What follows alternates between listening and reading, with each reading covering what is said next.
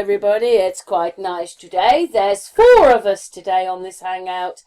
We have, obviously, Christian from the other day, and Gary, Galactic Gal, yeah, couldn't wait.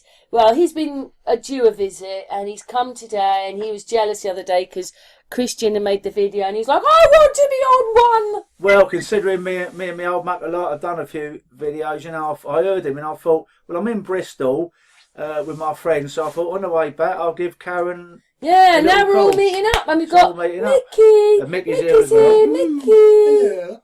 Hello, everybody. That's how we talk to the dog. That's bad, isn't it? We go, Mickey, and she's like, ding with her ears.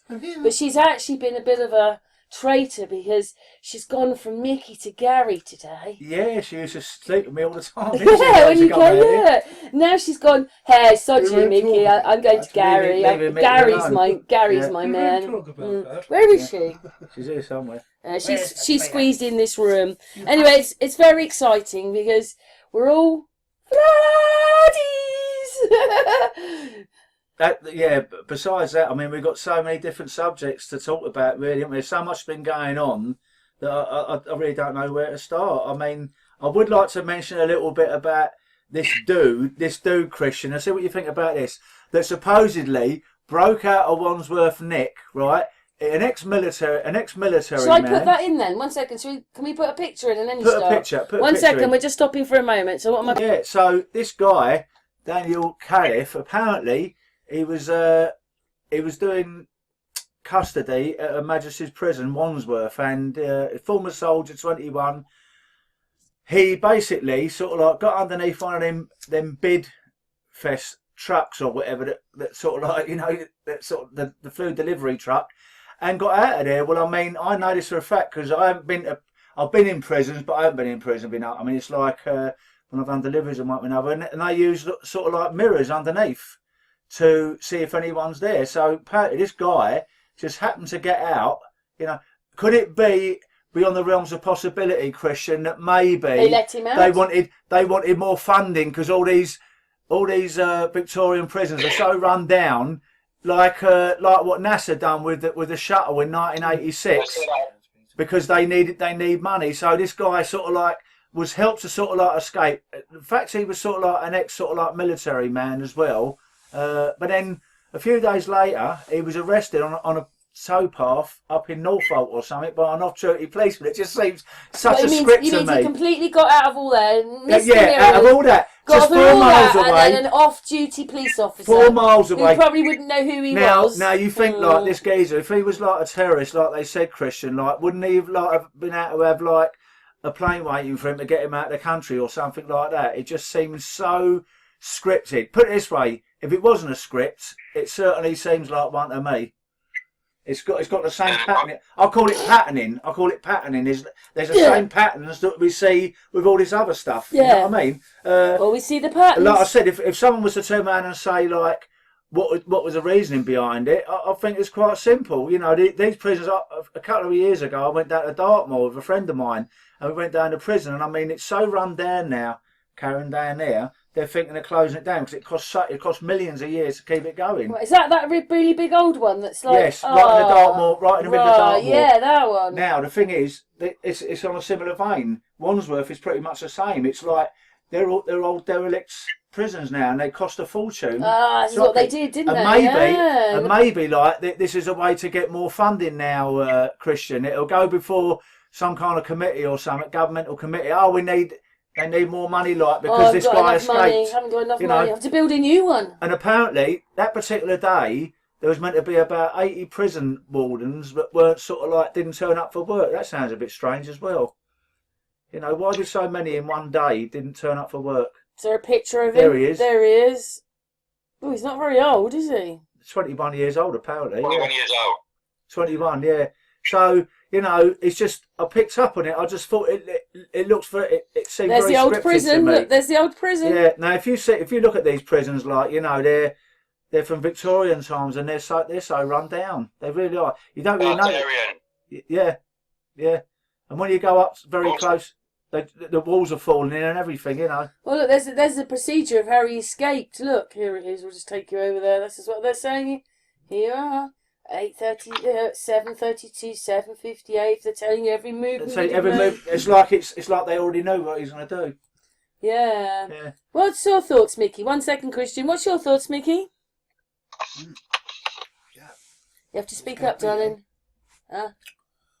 Yeah, it's a setup, isn't it? It's a setup. Mickey thinks it's a setup as well. What about you, Christian? It's a classic. Well, when it comes down to it, it's the same old story. Never let a good crisis go to waste. Now, I still listen to the radio every now and then, and as I listen to the radio, this is one of the top stories that they kept promoting. And I'm thinking, well, this guy's only 21 years old, so he's not been in the army a long time, and he's been deemed a high-grade terrorist. What is he doing in Wandsworth and not a military prison to begin with? So yeah, that's true. As a form of now, we know that they're playing out an agenda. We know that they're rebuilding already. So it's a course, like I said, never let a good crisis go. Okay, it's jumping a little bit there. Do you think we should call you back on the phone, like I said? Should we? Okay, yeah. All right, we'll call you back on the phone. Hang on. Go. Go, Christian. Christian? Well, like I was saying, they're using it as a good crisis as to formulate some new policy. That's how they roll. You never let a crisis go to waste, and that's how they've been doing things. When you look at the past of what's been going on the last 3 years, it's like the same old story, just repeating itself. From one subject to another issue. It's been no different. And you wonder like what he could get out of it. Maybe like a reduction on his sentence or something, Christian. You know what I mean? Or being moved to sort of like a lower category prison, right? Where he's going to have sort of like Sky TV in his cell or something. Maybe they'll all be doing it now. Maybe everybody will be trying to get out on a dust cart. I mean, it does seem a little bit. How can I put it? Too easy that a guy. I mean, you'd never get out of coldest like that, would you? Just get underneath a truck. No, and like you said, they use mirrors.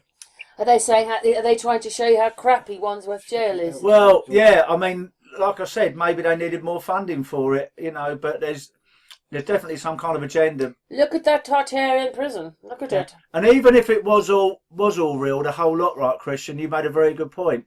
Never let a good chaos go to waste, as William Casey, CIA director, once said. They'll use this to their advantage now. You know what I mean? Oh, look at this. This guy broke out so easy. We need more funding. Blah blah blah. All the rest of it. So there's obviously agenda behind it, even if it wasn't a scripted thing. Hey, just to let one more thing to the public know that you and Christian have met each other, haven't you? Oh, we certainly did. Up in Birmingham, didn't we, Christian? I don't know, it's 2 or 3 years ago now, wasn't it? Yeah, probably one of the best days I've had in recent years. Well, I haven't met Christian yet. We had a great day out there, didn't we? Really fantastic. Yeah, really good.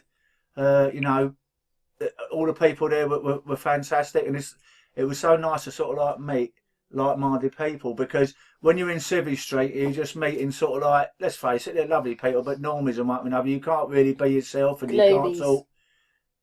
Yeah, it's the fact that you've got like-minded people and the buzz in the air with everybody, knowing that everybody's trying their heart out to tell their truth, and it's like a super drug, if you like, Yeah. I mean, even when we got back to the hotel room, I was still buzzing, and I was still buzzing the next day and a few days later. So yeah, and it's exhilarating.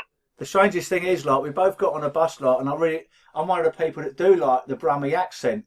And we couldn't hardly find anyone with a Brummie accent. And do you remember that? Remember that woman? That woman started speaking on the bus, and I said, "Oh, please, love, speak a little bit more," because we couldn't find any. There was all Polish up there, or sort of like Eastern Europeans. We're getting to the point of living in a country that we don't recognise anymore. Not living in our country anymore. No, well, it's so much. I was expecting everybody to say it's not a country, though, is it? It's a corporation. Well, it's always been a corporation, hasn't it?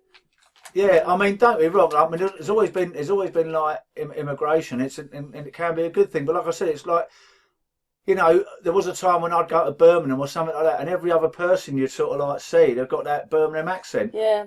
But it doesn't. Birmingham. Birmingham. Yeah. I've got Birmingham. Yeah, we can do it. I can't really do it, but it's you're like not that. a million miles away from where you are. And then afterwards, we went back to Northampton, and didn't we? We went to it's Northampton and went to the pub down It's there. about an hour and a half to 2 hours away from here. Birmingham is. Yeah. So anyway, should we? So wanna move we're on to done another here. We're just subject? going to stop for a minute just to find another subject. Right, so last night Gary went to see The Creator. Yeah. I was down Bristol, Carol, as you know, like with my friend Samantha, like, and her daughter, my goddaughter Annabelle, and they said, "Want to go and see this film, The Creator?" Now I didn't know what it was about, and I thought it was like some kind of religious film or whatever. Well, I suppose in one way it was really, because basically what it's about AI taking over the world, and basically That's what's happened, but carry on. and you've got sort of like you've got ordinary human beings, you've got like simulants, which are basically complete sort of like android robots, and then you've got this like little girl, which is over there at the bottom there, see, touching the plane. Now this one is basically when she was an embryo, they've made her a cross, like, so it's transhumanism. So she is basically the best sort of like things of what a human's got, and then also what a robot's got. So basically she's got superpowers, and you know, all these various people are after her, and you've got like the ordinary human beings that are sort of like fighting against the artificial intelligence, because they're taking over the world. And in fact they were the good guys, and I think you reverse everything, because like it was the humans that were trying to kill all now these robots are very strange, because they've got like in their head they've got a big hole, and There you you go, actually you see see through it it. there, Now obviously look. now obviously like it's sort of like CGI, or however they done it, it was fantastic. Well, the little girl's got one. But these people, and I'm wondering, like, whether this is like an extreme version, Christian, of like what is predictive programming again, what's going to happen to us in the future, but not that extreme. But you can have a microchip in your sort of like your arm or something, and when you sort of like don't reach your credit score, they can turn up the old volume, and then you get a zap Frequency, and you get a zap. And you know, I think there's a lot of predictive programming in it, and basically getting you ready for something. Yeah, and they try to take out all the artificial intelligence, but I think it's the other way around. I think like artificial intelligence is going to get so strong. I mean, I don't know about you, Christian, but sometimes when I do things on my phone, it does predict what I'm going to do. It's like it knows me personally. It's like there's a supercomputer that says, I know what Gary wants now. It's very strange. It's like I get a feeling like they know me. It knows me personally, you know. But yeah, it was a very interesting film. It's definitely worth a watch, because I think I've got to watch it again actually, because there's a lot to it. But it's in the end, the little girl sort of like is fine, but she's got superhuman strengths, and I'm thinking to myself, if you get, it was a 12A, like, so Annabelle went to see it, like, and she's only sort of like 10, so I think, is it a 12A? You got to have your mum and dad with you, ain't you, or your mum? So basically, there was quite a lot of brutal scenes in it, and for children to watch it. But I'm thinking to myself, then again, some kids are going to watch that and say, "Mummy, Daddy, I want to be like that little kid." You with me, Karen? I want to be like it, because she was a superhero in the end. You know what I mean? So it's implanting in their head that sort of like for the future generations, AI is a good thing. Yeah, make it think it's normal. Exactly, Mickey. So it makes it thinks it's normal. So basically, it comes to the point maybe in 20 years' time when they start putting things in people's arms, that this always sticks in their brain, doesn't it? It's subconscious, and they think, "Oh, I want one of them things in my arm because I want to be like that little girl." You with me, Christian? Yeah, well, I mean, basically it's desensitizing the child's brain and also opening it up to new ideology, which is transgenderism to transhumanism.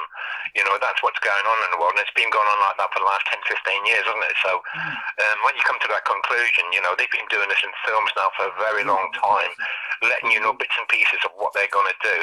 And, you know, I've watched so many hundreds, I've probably watched 100,000 films throughout my lifetime. And knowing that what they do in these films, you know, London's falling, the White House down, you know, that's exactly where we are today. You know, when you come to the conclusion that all of a sudden all these governments got tyrants in place. So, you know, it's exactly what you're saying about the film. You know, it's like they're unfolding their own storyline. And the Bible does tell us that man will go from clay to steel, which is the machine bot. Yeah. You know? Great. And that's right. I mean, the thing is, it's no different than sort of like in the early 1950s, like that. The special effects were absolutely diabolical, but they were sort of like, you had flying saucer movies all the time, didn't you? And it was to get people ready for people going to the moon. Yeah. And of course now we know that's all rubbish anyway, but it implants it in the brain. Well, this is like a 2023 version for sort of like in the future times of like having a cross between like a human being and a sort of like a robot, you know. And it's like it's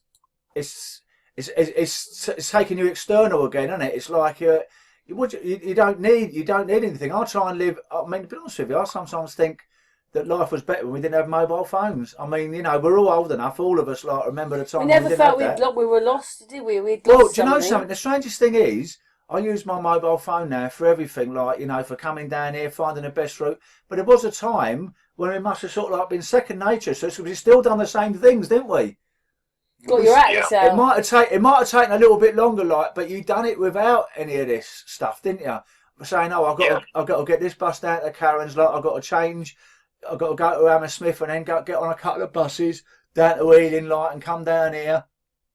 But say 30 years ago, I would have done it anyway. I would have found a way of doing it. It's like using your own brain as opposed to like renting out your sort of like brain to someone else, and they're telling you how to do it. You with me, Christian?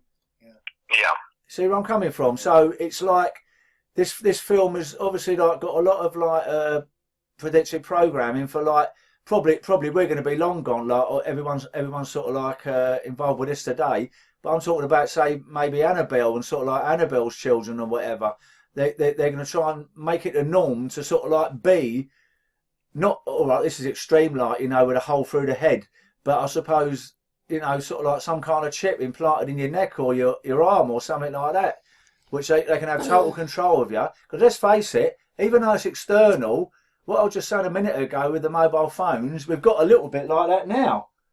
But it's not actually within you. They can't actually sort of like, you know, some people say they can, well, they do know everything you're doing, don't they? They know every single thing. Well, they can do, yeah. I'll give you another example. I watch this programme every day during the week called Claim and Shame. It's about these people that sort of like, you know, claim for sort of like accidents they've had and one thing and another, but then they put their whole life on social media and then try and claim these huge insurance payouts, and it's all there. And the metadata, that people, not a lot of people seem to understand metadata, Christian. And basically, the metadata is a time when you actually take that video. You can put any date you want on it, but they can't see the metadata. And you've actually got a geographical metadata now. So you get this guy come along, turn around and say, oh, well, I was laid up in bed at the time, like when, you know, sort of like at this particular date, sort of like, you know, what's the date today, whatever it is, you know, the second of October, 2023. And then you see him, they see him sort of like parascending. They say, oh no, I didn't do it then. I did it like that was a year before. You know, they might have put a wrong date. They don't realise that the metadata will tell them the exact time and date, plus now the geographical location of where they are. So you really can't get away with anything. You're being watched. You don't realise it. Well, our phones do everything. Even without. If you want to commit a crime, don't take your phone with you. Yeah. Well, I mean, you know, you can go back all the way to Harold Shipman. He done it. Same thing happened to him. That was days before you couldn't actually do the metadata yourself. I've heard now that on the current iPhones, up the last 2 or 3 models, you can actually do the metadata. But they took his computer away and they noticed that all the dates when them women died was exactly when he signed their death certificate or come to see him or whatever. You know what I mean? So it's like it's always been there. It wasn't another his story. Well, it's possible. It seems very strange that you could kill 400 people and get away with it. Really, well, I'm quite shocked about that nurse that's been in the news that's killed all those babies. How she managed to do all that then in today's, you know, especially when, you know, when Mickey was in hospital last year, what was it all about? Security.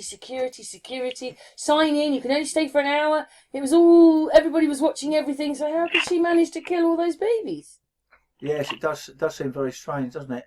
Who knows? It's his story. It's just a game. Back to sort of like, you know, metadata and mobile phones and CCTV. Basically, you know, there was a time when we was watched a fair bit, but now you really can't get away with anything. And you know, you go back to sort of like old style, sort of like insurance work, analog. It was out on the street like pounding the beat and following people. They don't have to do none of that anymore, Christian, because people put all their life on social time.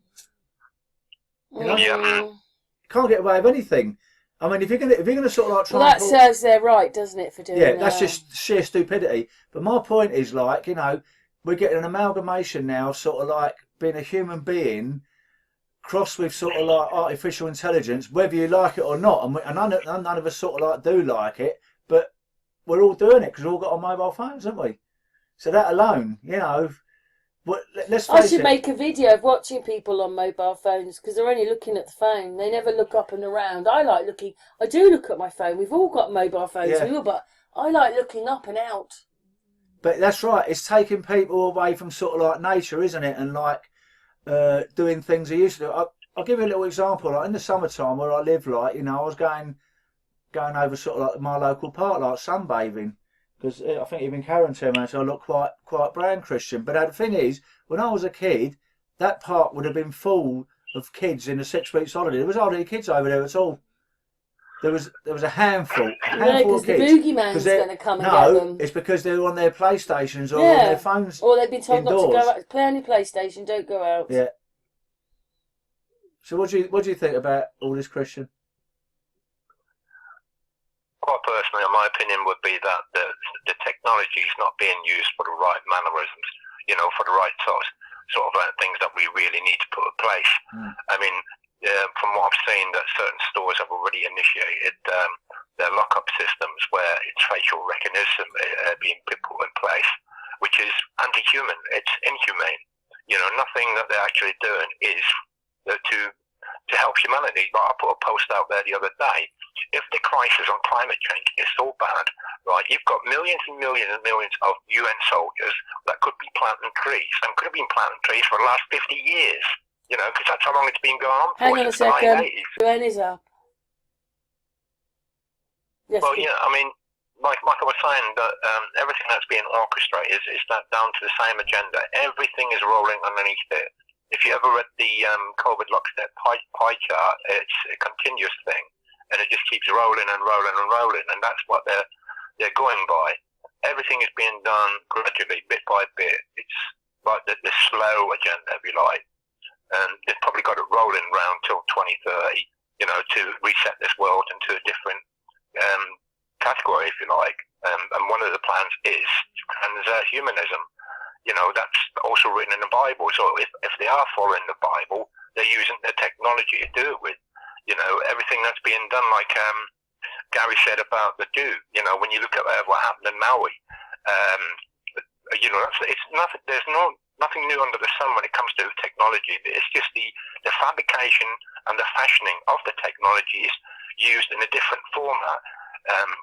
We know that Tartaria used technology where red mercury was concerned, or just mercury and other metals of the elementary table that made things function for free energy systems. You know, because we see in a lot of cities that they have the bases of electric running from the ground rather than which the cables came later in the 1910s and the 1920s. You know, you've got like these electric systems that the trams were running on. Then you've got all these poles that look like fish bones, you know, but had no wires attached. So, you know, when you start to realise that the technology has always been here, it's just used and fashioned in a different format, you know. And the fabrication of it is different, you know. I'm not saying they had super technology in the past, but a lot of researchers have now come to the conclusion that there was technology in the past, you know. But the point being is, what they're doing right now... These people have done masses of stuff without us actually voting for it. This lot definitely need to go. Well, I mean, if you see some of them fires, not just sort of like over in Hawaii, but around the world, Christian, I mean, it don't seem conceivable like that certain materials can burn that you wouldn't think would burn, and other materials that you think would burn hasn't.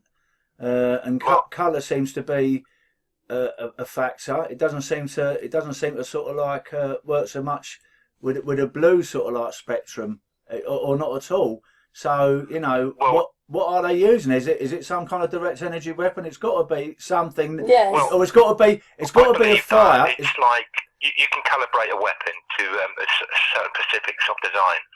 And when it comes down to it, when you look at all the previous Jew fires that have happened more or less everywhere, in Canada, in Australia, in Greece, and various other parts of the world, that these Jew fires have come into to being, most of them have been more or less the same, where they just leave the white ash with their decimated building, no foundations, where even marble fireplaces have been more or less put into dust.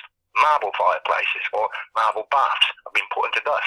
But it must now appear that they can calibrate. For colour system, like this thing in Maui where people had blue roofs, they weren't touched. So, is it being done through the fact that the weapon can be calibrated, to specifics? Like I said, there's nothing new under the sun. You just got to think reasonable reasoning, we know that weapons can be fashioned, and everything that I've researched in the past more or less comes to that conclusion. It's like the Archimedes mirror system, where people used to call that St. Elmo's fire, where ships just all of a sudden caught fire, was a system that Archimedes had invented that actually burnt the ships at sea. So, that's using the power that's already here. Something else I've noticed, Christian, on the UN flag. It's got an 8-sided star in it, just like the Union Jack.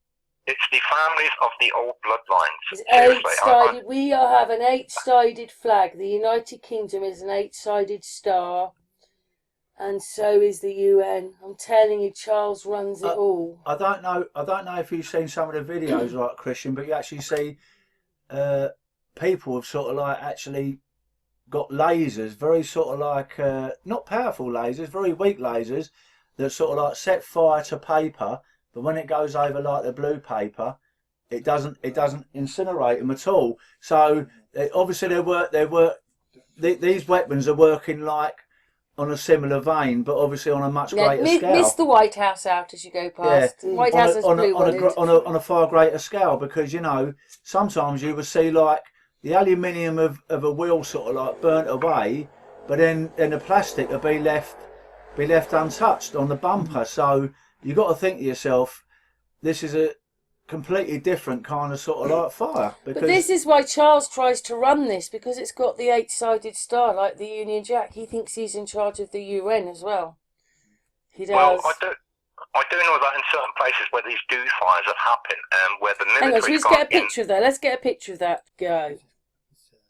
Yeah. So if you see some of these pictures here, folks, you notice that sort of like it really don't make sense, and these ain't fires as we know them, because you'll get sort of like cars that have been completely like incinerated, but they're right next door to a tree, and some of these trees are not even scorched. Some are scorched, but you would imagine, I know there's moisture content in trees, like that's a known fact, but even so, it really don't make sense that sort of like you could have some things burning, unless these are working at a different vibration and frequency, to sort of like hone in on certain things and leave other things. The funny thing with that, Gary, is with a lot of these fires, it appears that the trees have not been touched, that they look more or less perfectly intact. Exactly. But that it's not actually the case, because when some of these trees have been cut down, they've been burnt from the inside. Well, so it's microwave energy. They don't appear to be burnt at all. Yeah, everything is microwave. They do HARP with microwave. Yeah, I'm sure they're using HARP against us. It's all done through, the energy weapons come through HARP. Then you've got to change the frequency on the damn thing, and it's turned it into whatever they want it to be. So basically, you're looking at some kind of like microwave energy or something. Yeah, on this case, I call it macrowave on a larger scale beam, because one of the other videos I watched, when I went to college, I did arbory, and that's to do with trees and being a tree surgeon and that. I'm not saying I'm skilled in it, but that's what I studied for, and I went to college with it, and I worked with trees and planting trees, and so I'm a bit passionate about trees in that way, but not as passionate as the guy I was watching, because it really interested me just to the fact of his knowledge. and he did all his tests, and with the soil, the water, the trees, the leaves, and he exclaims that even the soil is being damaged, with made unfertile. That to me says either microwave or some form of radiation that's touched the ground. Yeah, so that we know that this is not normal every day-to-day fires. Yeah, so, and the fact that the inside of the trees, when they've been cut down, they've been burnt from the inside. So if you kill the inside of a tree, eventually it's going to die quite quick. Yeah, it's not going to live. The center of the tree it's almost like the human being. If we damage the inside of us... This is how they did San Francisco. It wasn't an earthquake. It was something like this. And the thing is, Christian, could it be like that? Sort of like big corporations now come along and buy this land for sort of like peanuts. Yeah, that's exactly what I'm thinking. But we already know that the Queen ruled a lot of the land that are now under tyranny: Canada, Alaska, USA, New Zealand, Australia, and UK, Ireland. You name it, they're all under some form of tyranny that.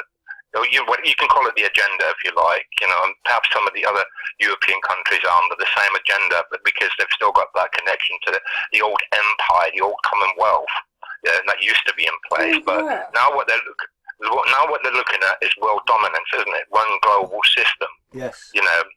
But everybody to fall under this regime, and people are thinking, well, it's 500 million, but are they going to stop at 500 million? What they're saying is that they're going to get rid of 90% of the world's people, but are they going to... I think what it is, we're living in a time where people are waking up to the actual truth of what's going on in the world and who these ruling classes really are, because one of the things that we did in the past about the mining, the gold and all the minerals, right? Now, when you think about it logically, right, even if we know about the time of Jesus Christ, that's 2,000 years that we've been given, right, under the chronology. When you think about it logically, that's 2,000 years of mining. So where's 2,000 years worth of gold? I'm not totally with the Anunnaki story, but you have to consider where's all this gold gone. Then when you look at Tartaria and all these dome buildings, they use gold on their domes, gold on their domes and the inside for vibration. So there had to be some sort of connection between that and technology and energy systems, So where's all this gold going? Who's using all this gold? And ever since the Queen's gone, things have gone like, straight downwards. And it's like an influx of immigration into all these countries that belong to the empire. Even the USA isn't just USA Inc., isn't it? It's a corporation. So that's what's been... The sovereignty of these countries has been decimated. Australia is just a great example of that. When you discover all the things that have been happening over there, it's like it's tyrannical. It's not like the people are being left alone to live their freely daily lives. We just had this thing with Ulis in the UK, and people are cutting them down. And I never thought that I'd see the reality of Blade Runners being in my life, being in my existence in the real world. But that's what they're called. They're called Blade Runners, and they're cutting down these cameras. As soon as they're being replaced, they're being cut down again because it's tyrannical. All this money that they're investing, they could be planting trees, which helps the environment to breathe. It's they wouldn't be doing things like that, would they? Something good. Most of the people I know that trees give us oxygen. So it's more than bizarre. It's like the lunatics are running the asylum, but it's not. It's being done via an agenda. Because it is to cut population down to a degree. We mean nothing to them. I think we have a lower place than cows, sheep, pigs and sheep. I know we eat them, but I think we have a lower place than them.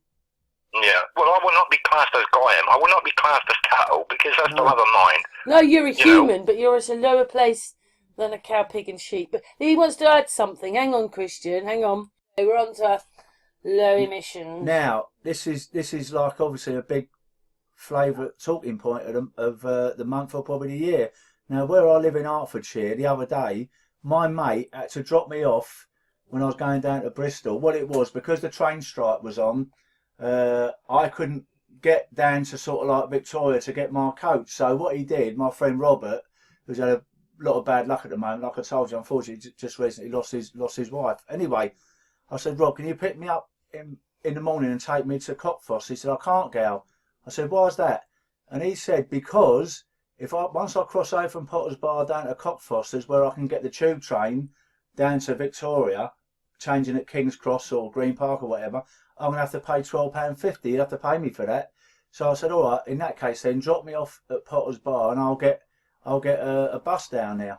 This is early in the morning. So when I was on the bus, I was looking. Now, they had the ULEZ sign, but there was no cameras there because Hertfordshire is one of the boroughs, Christian, that the council have refused to sort of like put up the cameras at the moment. They've got all sort of like the signage there saying like ULEZ zone, blah blah blah and whatever both ways, but they haven't actually got the cameras up. Now I think Bromley, it's only two councils in London, Bromley and Hertfordshire at the moment, ain't playing ball with Sadiq Khan and his little sort of like scheme. But of course, what we were saying a minute ago, you've got these vigilantes going around now that are cutting the cameras down anyway.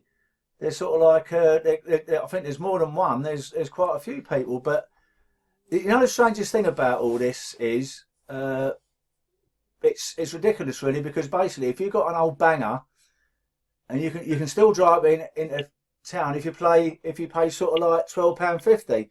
So it's still polluting the atmosphere, and of course, nothing's been said about sort of like overground freight trains that are still diesel electric, Christian. That pump out. You can actually see, if you ever see a diesel electric train going out of King's Cross or Euston, it pumps out tons and tons of it, and it actually nearly knocks you out. I remember when I was a kid, like I used to go over Hampstead Heath, and they used to come past, and when the smoke used to billow up, it practically sort of like nearly knocked you out. Because what you got to remember, they've got massive big engines. They've actually got like electric motors, but they've got diesel to sort of like what they use to sort of like generate the power. But I mean, the thing is, the same as tube trains. So really, it's absolutely ridiculous to think that it's actually anything other than sort of like a money-making scheme. Well, the tubes are really dirty. So, somebody took a piece of machinery down there, and the germs down there was nothing like that in the open air to down there. So it's dirty down there. My point is, Christian, so if everyone that had a car that was using them before in the sort of like the exclusion zone all the way in from sort of like the perimeter of the M25 paid it, what's the difference? It's still going to be the same, isn't it? So it's obviously anyone that can't see it's just a money making scheme wants sort of like a front or the bottom. What do you think about it? They want everybody coming in on trains and buses, don't they? Well, my opinion would be is that over the long term, it's going to impoverish people. It's going to impoverish businesses. It's going to stop people working. It's part of the bigger agenda. But yeah, I mean, all the money that's being spent on this ULEZ, I mean, you're starting to go towards $1 billion or two. You know, you're not just talking about these cameras. You're talking about the infrastructure of building these things. Using the steel, you know, where does any of this come under diversity or sustainable? It not makes any sense whatsoever. Then you've got the extra vans that are around. Yeah, it's costing the taxpayer money. Then you've got the security cars that go with the vans that protect the vans, you know, from possible hooligans that want to stop them doing their filming or whatever. It's all big costs, and you think you've got people. I mean, I've stayed in Wembley in London. They couldn't wait to get us in cars. Pardon? They couldn't wait to get everybody in a car. Yeah, this is the irony. They've got vans, and put security protect the cars with the vans, you know. And you think, aren't they trying to get cars and vans off the road? And yet, there's so many of these. But the point I'm just about to make was, there's people in Wembley standing in a queue 2 miles long for the food bank, and yet the government is spending so much money on trying to clean the air with cameras when trees could be planted, a much easier, cheaper solution. You know, it's irony. It's not even irony. It's erroneous. It's obscene. You know, when you're talking about climate change and you're talking about global climate. Well, like I said, they've got the UN Army. Let's go planting trees. It's the common sense solution, you know. But when you know that there's an agenda out there called Agenda 2130, and everything that you're seen done is doing the opposite. So whatever they tell you, it's like the inverse, if you like. You know what I'd really hope, right, Christian, that you got like thousands. Not a lot of people know this, but photographic evidence alone isn't a point of law anymore, because there's been so many cases of cloning. I mean, I'll tell you a classic case was a guy that sort of like lived, I think, in your neck of the woods actually. He lived in like... So get to cloning then. I'll just put that on. Okay. Go on then, carry on. He lived in Northampton or somewhere, Kettering or something like that. And he kept on getting these fines through the post saying like for the congestion charge. And even his boss got on the phone and from the factory he works and said, look, this guy, he works here. He works at my company in the Midlands, like he don't never go to London, so his car has obviously been cloned. And so anyway, he kept on getting these fines. So anyway, in the end, they were taking him to court. They were taking this guy to court, and at this time he had about £5,000 worth of fines, Karen. So what he did the day before, he drove up to Glasgow University, put his car number plate near the clock tower with the date and the time, and the next day when he went to court, all hell broke loose, because he turned around and said, I've got absolutely 100% bona fide proof, Your Honour, that this can't be my car. So he said, why is that? He said, see me in my chambers. And when he come out, like, the beat went bananas, because he said to TFL, he said, well, why did you drag this guy to court saying that it was definitely him? You know what the answer was? The guy, the defending barrister or whatever, turned around and said, because the police chief of sort of like transport told us there's no such thing as cloning. Can you believe it? So it's absolutely ridiculous. It's been going on for years.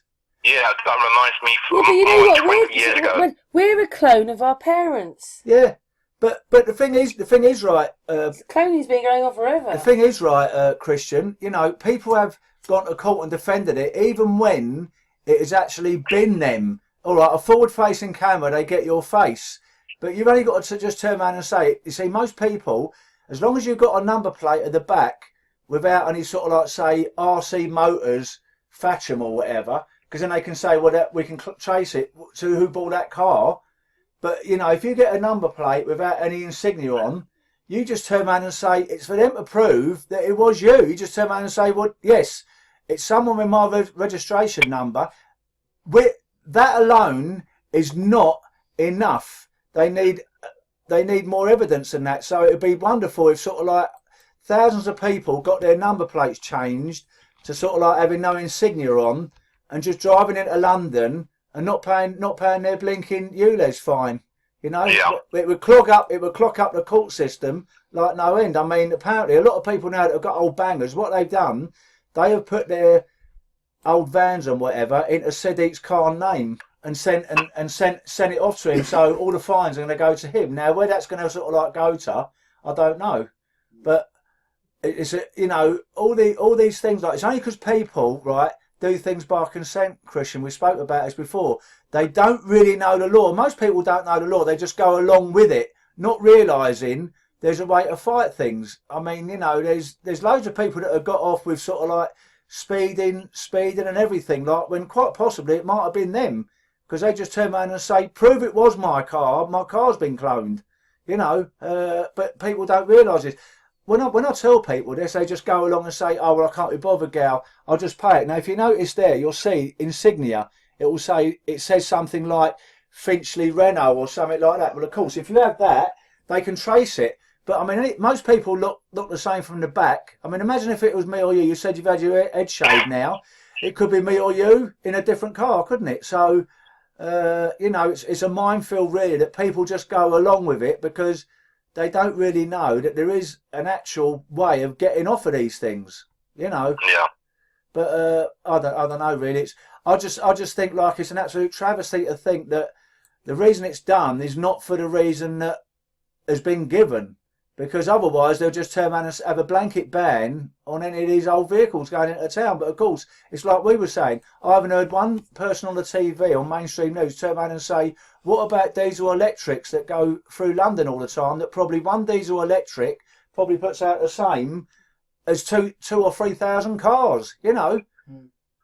Well, I know for a fact that some people actually know that what they're doing with the ULEZ crap is beyond the joke, because one guy's already driven a tank through London, hasn't he? Just to make a statement, I suppose. But what you were just talking about reminds me of an incident that I had a Mercedes-Benz, and I don't know whether I think it was at Dagenham and Redbridge. Is that a place in London? Redbridge, yeah. Woodford ran East London, yeah. Oh, right. Well, I got a parking fine or a speeding fine or something from Dagenham and Redbridge in a Mercedes-Benz. Now, I've never had the sort of money to afford one of them. You know, I don't know how much they are, but I know they're not cheap. And I thought, it's got my name to it. And this reminded me of what the thing about the Goyan system is, you know, because of the same. This comes under the UN as well, because it's all these countries. It's not just here. It's in Australia. It's all to do with this fucking Commonwealth. Sorry for swearing, but it does get my goat up, because it's to do with a double birth certificate. If somebody else using my birth certificate, you know, to get my name, my details, you know, this is like over 30 years ago. Yeah, almost 30 years ago. Probably in the 90s, mid-90s to just over, I think, 97, 98, somewhere around that. So it's about 26 years ago. I kept getting these fines. I'm going, I've never even been to Dagenham or Redbridge. I don't know where it is. You know. And they didn't listen to you when you phoned them up or anything? Yeah, well, I'll give you another example. I'll give you another example, Christian. One of my very best mates, right, Kevin, one day there was a knock at the door, there was a policeman at the door, and he said, we believe, like, your girlfriend, like, nearly just run over, like, a police officer, like, down the road. So, you know, where is she at this moment? And he said, well, it definitely can't be her. He said, why is that? He said, because she's up in bed. You can come up and have a look if you want. So the police officer turned around and said, oh, in that case, then your girlfriend's vehicle must have been cloned. And he said, well, obvious. And he said, what would have happened if she wouldn't have been in bed and out on the road? And he turned around and said, well, she'd have had to prove it weren't her. So it just goes to show you how a miscarriage of justice could be served upon someone, you know? Yeah. Don't get me wrong, I still believe that's bad, isn't it? Because when they're going, it wasn't me, and you're thinking, well, they're guilty, it was them. It wasn't me, I didn't do it. Do you know what I see one day, right, Christian? When I was, as I told you, like, as you know, I was a motorcycle courier for 35 years, and I was down Valence Road down sort of like in East London there, and what happened was in Bethnal Green, and anyway, there was two identical cars stopped, and I thought, blimey, what's all this about? And I was speaking to a bloke down there, one of the officers, and I said, what's this about? And he said, both these cars are identical. They got identical number plates, same colour and everything, but we can't work out at the moment which is the real one. That is how good they're getting. He said it's this is how clever they're becoming. And I'm going back a few years now. This has got to be like 15 odd years ago. So they was both. Listen, I don't know much about cars. I don't drive, as you know, but these two cars are actually identical, same colour and everything. So obviously the cloning effect has been fantastic. Now you've got sort of like you've got the indentations on sort of like the chassis number and the engine number. But maybe they might find a way of doing that now. I mean, I know they did it with lead at one time, like, and it could easily see that sort of like wasn't the car. But I think they're getting so sophisticated. So, you know, to think that sort of like they would dare turn around and say in a court of law, of course they're going to say it, Christian, because you imagine like it was at a minefield. You're going to get everyone turn around and say it wasn't me. But it would clog up the court system if they did say that. If they all turned around and said it wasn't me, they'd have so many court cases going up with a ULEZ charge. It would clog up the system, no end, wouldn't it? So there is a way of fighting back. It's just most people won't do it. They'll just automatically pay the fine. And back to my mate Robert the other day, he could have dropped me off down in Cockfosters because they hadn't put the cameras up yet because Hertfordshire Council haven't agreed to it. But you know, people are still going to pay it automatically because they're going to see the sign that says ULEZ and they're going to think, oh, there's got to be a camera there. And what about what you said? Getting everybody ready for it, though. Yeah, and what about what you said, Christian, about these gangs going around, like taking down the cameras? You don't know where the cameras are there anyway. And I've seen one of them videos you're talking about, and there must have been about, like, Karen, there must have been about, I don't know, 40 or 50 cameras. What's that? How much did all that cost, Christian? You know, 40 or 50 cameras, just about a lot of money. It must be a fortune. One second. Mick, have you got anything to say? No, you're just getting interesting. Please carry on. Yes, Mickey's listening. You got nothing to say? No, it's just I've seen the videos of the fella that was cutting them all up. All in the shed. Like there must be about 20 of them in there. There are people out there helping us. Getting rid of them. The warriors. I mean, I suppose the thing is, are they going to use like technology like with different cameras that are smaller that can't be seen? Because or drones. Well, I notice now they must have technology now of very little cameras hidden in places, Christian. Because some of my friends have said they've got like speeding fines where they know for a fact there's no camera. Now I thought the law was you had to be told beforehand, right? They move the goalposts all the time. They have to say that there's a camera there. And then, if you notice, they used to have markings on the road, so they can tell how fast you were going. But I think now everything's changed, and I reckon like they can do you without telling you. So I suppose the real question is, if you do speed or go through red lights or anything else like, you do it at your peril. I mean, I remember reading about one bloke. I mean, the sort of like you get them the traffic light cameras. Basically, what happens is, if you go through the lights, Karen, when they're red, you get it flashes and you get a ticket for going for a red light. Or one guy turned around and said, but there was an emergency vehicle behind me, and they said, oh well, you shouldn't have gone through then. So he said, yeah, well, but I they've won't always anymore. said on our thing, if the lights are changing and they're almost on them, go through them, don't brake. Yeah, but the thing is, this guy... That's what they tell you. This guy went through because he thought there was an emergency vehicle behind him, and then he took it all the way to the court, and he said, well, I'll tell you what I'm going to do then. Next time an ambulance is behind me, I'm not going to go through, or I'm going to send my bill like to the London Ambulance sort of like service. It's a minefield really, like, that basically it's all a money-making scheme. I mean, where do you see sort of like...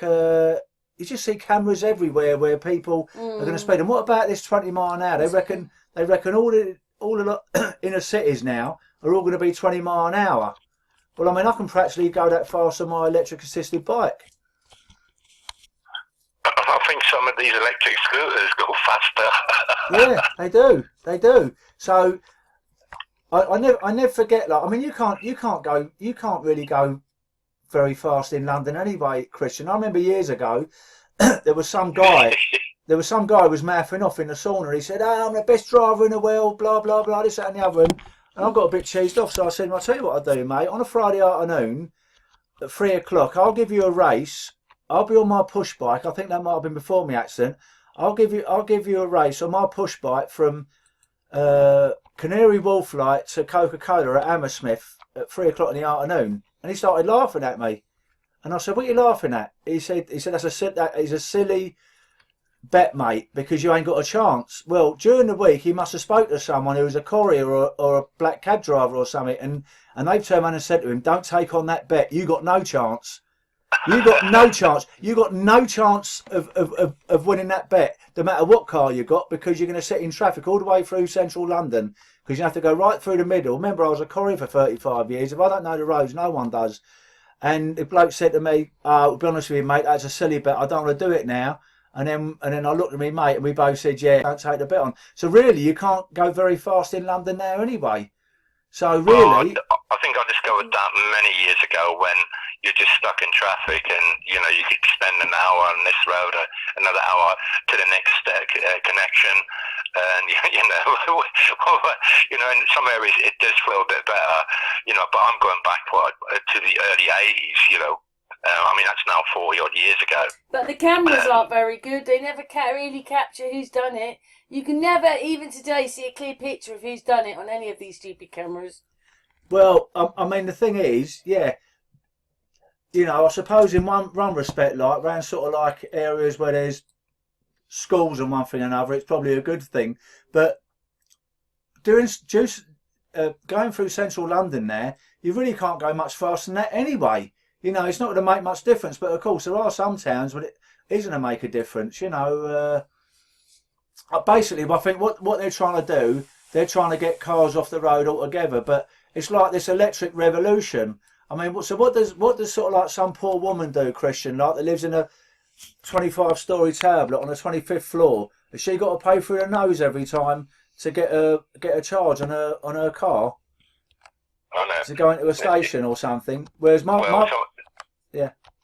So many people have already said that if they want everybody to go electric, there aren't grids on Earth to supply, let alone 10% of them. So, you know, it's something that's going to take like probably 50 years to install. You know, it's what I'm saying. It's all quite obscene. You know, what sort of plans are they looking at? You know, and from the amount of videos that I've watched, it's not just Teslas that have been blowing up.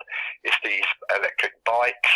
You know, I've seen one guy jump off just as it blows up, you know, and I've seen another video where a guy brings his bike inside and all of a sudden, you know, I know it's not funny, but when these cars, right, if you're sitting inside of one at the time that it decides to defunct and it locks the doors and the windows are quite smart, so you're struggling, you've already got your fists to smash the windows to try and get out, you know, but if the seat belts are locking types, you know, you're pretty gone. You know, you're not going to get out of your car because these things blow up very, very fast. When they do blow. Yeah, I actually see one. My mate sent me a video. I'll see if I can get it. I'll send it over to Karen. Like, she can send it to you.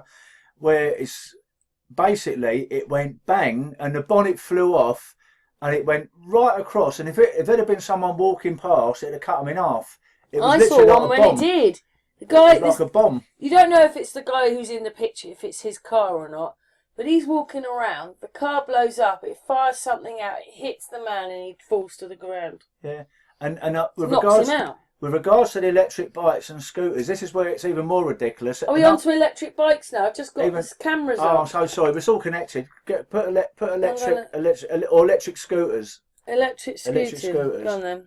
Now, the thing is with electric scooters, right, Christian, they're now banned on going on any public transport, including like overground trains, buses or anything.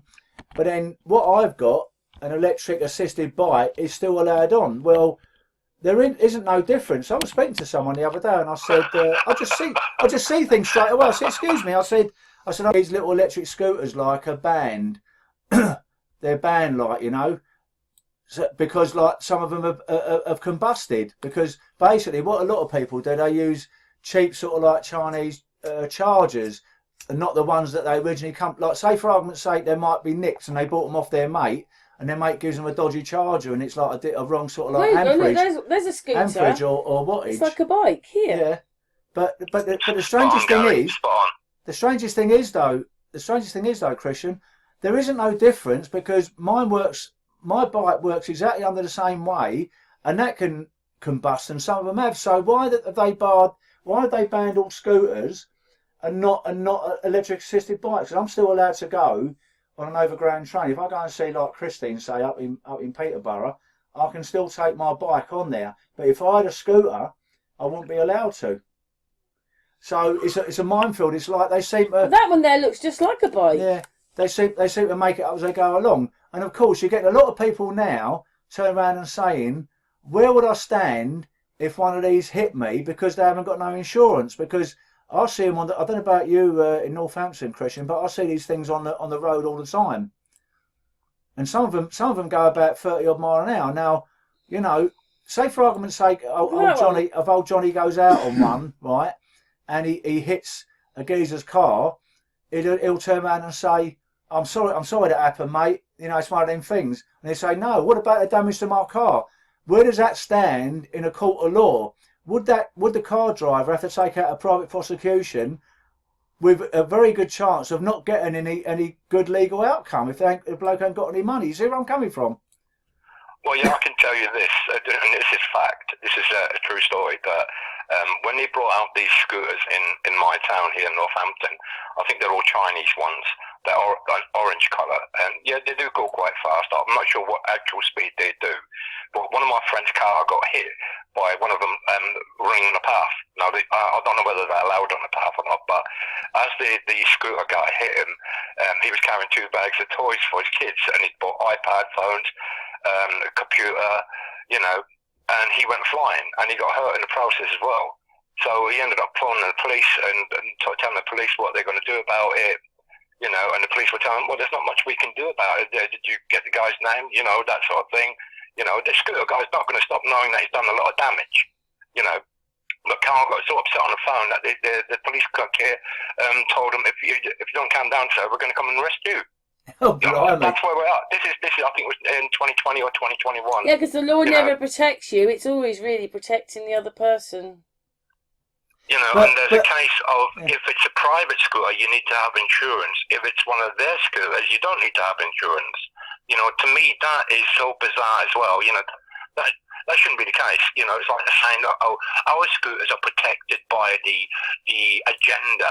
You know, and you think, well, but if you own your own scooter, which you're not allowed to because that's the process, you know, that's where we're heading, isn't it? The case of you will own nothing and be happy because everything will be rented to you. Total reliance on the system.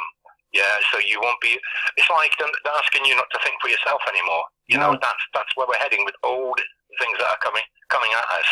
You know, and that's why we're not allowed to think for ourselves, are we? Well, you know, another thing as well, right, Christian, they've actually got electric assisted bikes now, right, where they've got a throttle control where you can actually stop pedalling altogether and you actually have the motor just doing the work. Well, as far as I'm concerned, that is now a motorised vehicle. It's not an assisted, like with mine, on the crank. You mean like this one? Sensors. You mean like that one? That bike would have to be electric? No. I mean that is a proper electric bike. I'm talking about one that is a bike, Christian. And basically, what happens is you don't have to pedal. You can pedal, but you can actually. But but I've got a pedal assist. But they've actually some now where you stop pedaling and it goes by itself. It's called a throttle control. Now my point is now that becomes like an electric assisted bike to a motorised vehicle. You see where I'm coming from? Because that guy is not pedalling anymore now, but it's just been allowed to happen. So it's like they seem to move the goalpost for their agenda. I mean, look at all the cycle lanes everywhere now. Now I'll tell you something strange. You're not going to believe this because my mate is a bigger cyclist than me, like, and I said to him, here, Mick, I said, you know them cycle lanes they put over the bridge? He said, yeah. I said, I never see any cyclists actually use them. I said, I do. And he turned around and said, well, Gal, do you know, you ain't going to believe this. It's not actually law. A cycle does not have to use a cycle lane, even if there's one there. They don't have to use it. It's not law that they have to use a cycle lane. They can still go on the road. Well, you know, that's going to really, a lot of sort of like your subscribers are going to love that, Karen, when they hear this. But they can Google it if they want. The guy doesn't have to actually stay in the cycle lane if he don't want to. He can actually go onto the road. There's no law that says. What was the point of having cycle lanes? Exactly. Now, the other day where I live, I see some cyclists riding about 3 or 4 abreast on the road, and no one was bibbing them at all. And I thought it was very. And even though I'm a cyclist myself, I thought it was quite selfish because they really didn't need to do it. But they know now the law is on their side, so I see both sides of the story. So yeah, it's a minefield really to think that even though there's cycle lanes, you don't have to use it. Use the lane. I remember like they built one over in Fuerteventura, like where I was years ago, around Porto del Rosario, and I don't think anyone used it apart from me. I'll never ever see another. So it's not only in this country. I'll never ever see another bike on it. Never ever, because all the bikers there you go, over look, there, there's a bicyclist outside the lane. They train on sort of like the road. You get Tour de France people over there and all that. They train on the road for speed and one another. So they never used to use any of the cycle lanes. So it's hard for me for being a cyclist. The only thing I use it for is for safety reasons, because it's safer than the road. Because I have been nearly knocked off before, you know, for sort of like uncaring motorists. But you know, I'm sure that's going to make a lot of people miffed, and they're going to get straight on their smartphones and Google it. But they don't have to. There's nothing in law that says just because there's a cycle lane, the cyclist has to use it. But back to what we were saying a minute ago with regards like the little scooters. I mean, I see them on the road all the time now, and very often I've seen police not even do anything about it now. I mean, you go down sort of like down the South Bank. And you've got to have your life in your hands. You really have got to have your life in your hands, because if you're not looking the right way, they're going to knock into you. They're everywhere. I mean, it's basically, you know, that point I made a little while ago, when an accident occurs, when sort of like it's the scooter driver's fault, where does the motorist stand? If he's got to take out a private prosecution, he ain't got no chance, because let's face it, no disrespect, a lot of them are little ragamuffins, like, and they haven't got 2 8 minutes to rub together. So I can see why motorists can be a little bit miffed with regards to sort of like, you know, these not having insurance. I mean, I'm actually thinking about getting insurance on my bike now. I was speaking to a bloke the other day, like, and he's got insurance. He said, Gary, you really need to get insurance to cover yourself, because say for argument's sake you hit someone. I haven't got anything anyway, but I mean the idea is, you hit someone in a Rolls Royce, like, he's going to turn around and say, well, I'm going to take you to court. I haven't got anything. But if that same guy had like a big house or something, he'd say, well, you know, you're going to have to pay me somehow, mate, because look at all the damage on my Rolls Royce. So yeah. I don't know what to say, really. It's a hard call. If you remember, I think it was when Bush Senior said it. I'm sure it was Bush Senior that he said, we're going to form this new world order and we're going to rule by the word of law, right, and not the rule of the jungle. Well, what's actually happening right now, I'd say it's more like the jungle of the laws, you know, because the laws are being so mixed up, and the courts don't know which way to turn with it, of the law, you know, in various aspects. You know, you've got Piers that he's been to court God knows how many times, and he's been adjourned. But there's this other story of a migrant who blatantly murdered a young teacher, and it was witnessed by people. So it's a direct case of slam bang, you're in jail. But apparently his case has been adjourned, and you think, well, what's going on? You know, why isn't it just a slam dunk case when he just blatantly cold-blooded murdered someone? You know.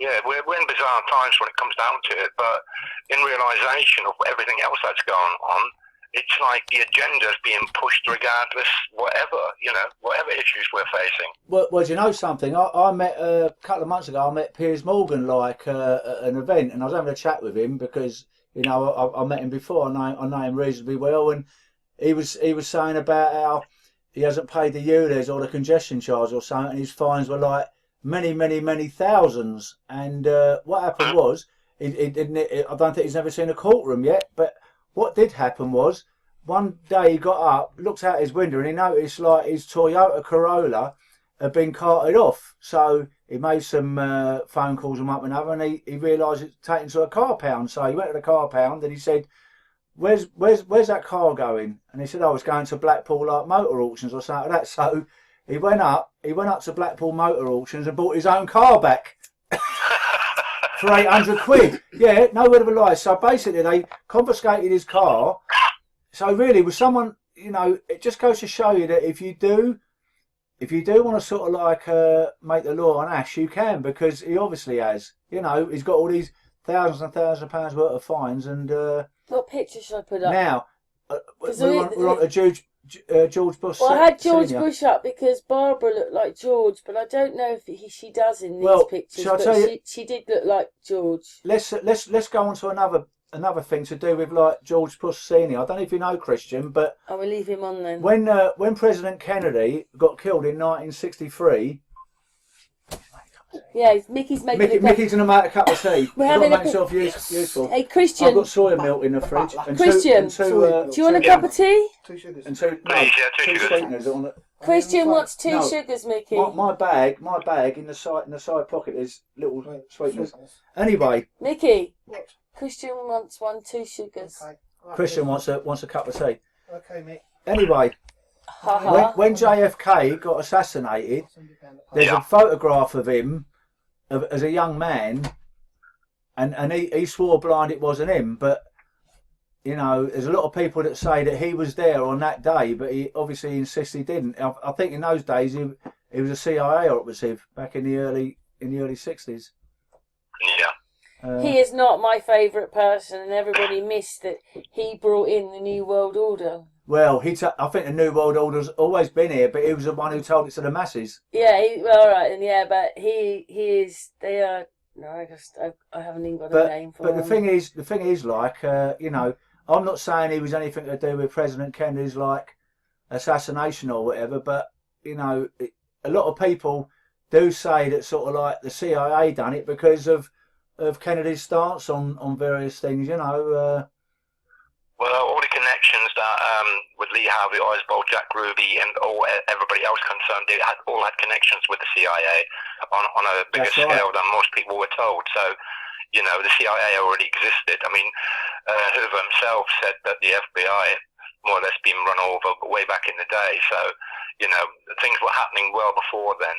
You know, you had the days of the 1930s with the prohibition of alcohol and whatnot, but talking about the New World Order, I think it became a lot earlier, probably somewhere around about the 1850s, when things, I mean, everybody thinks that something happened in the 1850s, so, you know, we talk about Queen Victoria and how she ruled for 60 odd years, or whatever reign she had, and she was in mourning for 40 years. So the fact that there was mourning for 40 years, you think, well, was the entire country always in black? You know, and this is all connected to what's going on now with the New World Order. So when you think about this Balfour Declaration, which started in the 1800s, probably in the 1880s, the promise of Israel being brought back to the Jews and whatnot, and eventually, obviously, in 1947, that happened, you know, that it was signed back over to the Jews, you know, where they had started creating the state of Israel, you know, but yeah, so this is the New World Order we're in now. That New World Order that's been created. Well, you know, Israel's not been a friendly case in the region. When you look at Tony Blair, he was promising this, promising that. You know. Yeah, he was doing it in the toilets, wasn't he? Yes. It was a naughty man in the toilets. Yeah, he was promising things in toilets before he was Prime Minister, and everybody... A long time ago, back in the early 80s. Can we change the subject? Because he's not my favourite person. What can we put on? Right, so what do you want to do now? We're told that you can't even become a policeman if you've got a criminal record, let alone a politician. Yes, you know? It's disgusting. So, if everybody had known that he was cottaging, no one would have voted for him. It was something called importuning, apparently, to a young man. Yeah, in the toilet somewhere. With Tony Blair, he made all these promises with the Labour manifesto, then dropped it and picked up the Tory one. All of a sudden, we're going to war. And next minute, he becomes the peace envoy for Palestine. You know, the irony. Yes, the man should have gone to prison for everything that he did. Because don't forget, in America, when 9/11 happened, they got the Patriot Act. England got something similar, which was you cannot try the government of the day for any atrocities that they cause around the world. But I mean, the thing is, let's go back to sort of like that, like the Gulf War, like where it was a mass destruction and one thing and another. I mean, have people forgotten about that? Because I certainly haven't. You know, it was all a massive big script, like all wars. Because obviously we're not old enough to remember the Second World War. Our parents are. But that was a scripted. My mum, I know, but my mum believes it was real. But let's just say that was a defining moment for many people that are in our time age that day. But you know something, Christian. I think give me a war light, and there's a script for it. I mean, for the love of me, I still can't find the correct script for the Falklands War. But if you go to the First World War, Second World War, all previous ones, maybe that's all to do with the wars. And don't forget, maybe that's when they were arguing the 8-sided star because the Union Jack rules everything. Now we can go. There's a connection here. There's synchronicity because George Bush Senior's dad, Prescott Bush, was actually dealing with Hitler in the Second World War, selling him. He had steel companies, and he was selling Hitler steel. And you know, he should have got done for treason, and he didn't. Let's put it in German. Well, I mean, Henry Ford supported Hitler with the engines and whatnot, but the irony is that Henry Ford had factories that built Hitler's army equipment, right? And because his own country bombed his factories, he sued his own government because they bombed his factories in Germany. You know, this is telling you how big this coal is. I mean, it seems to be above any law.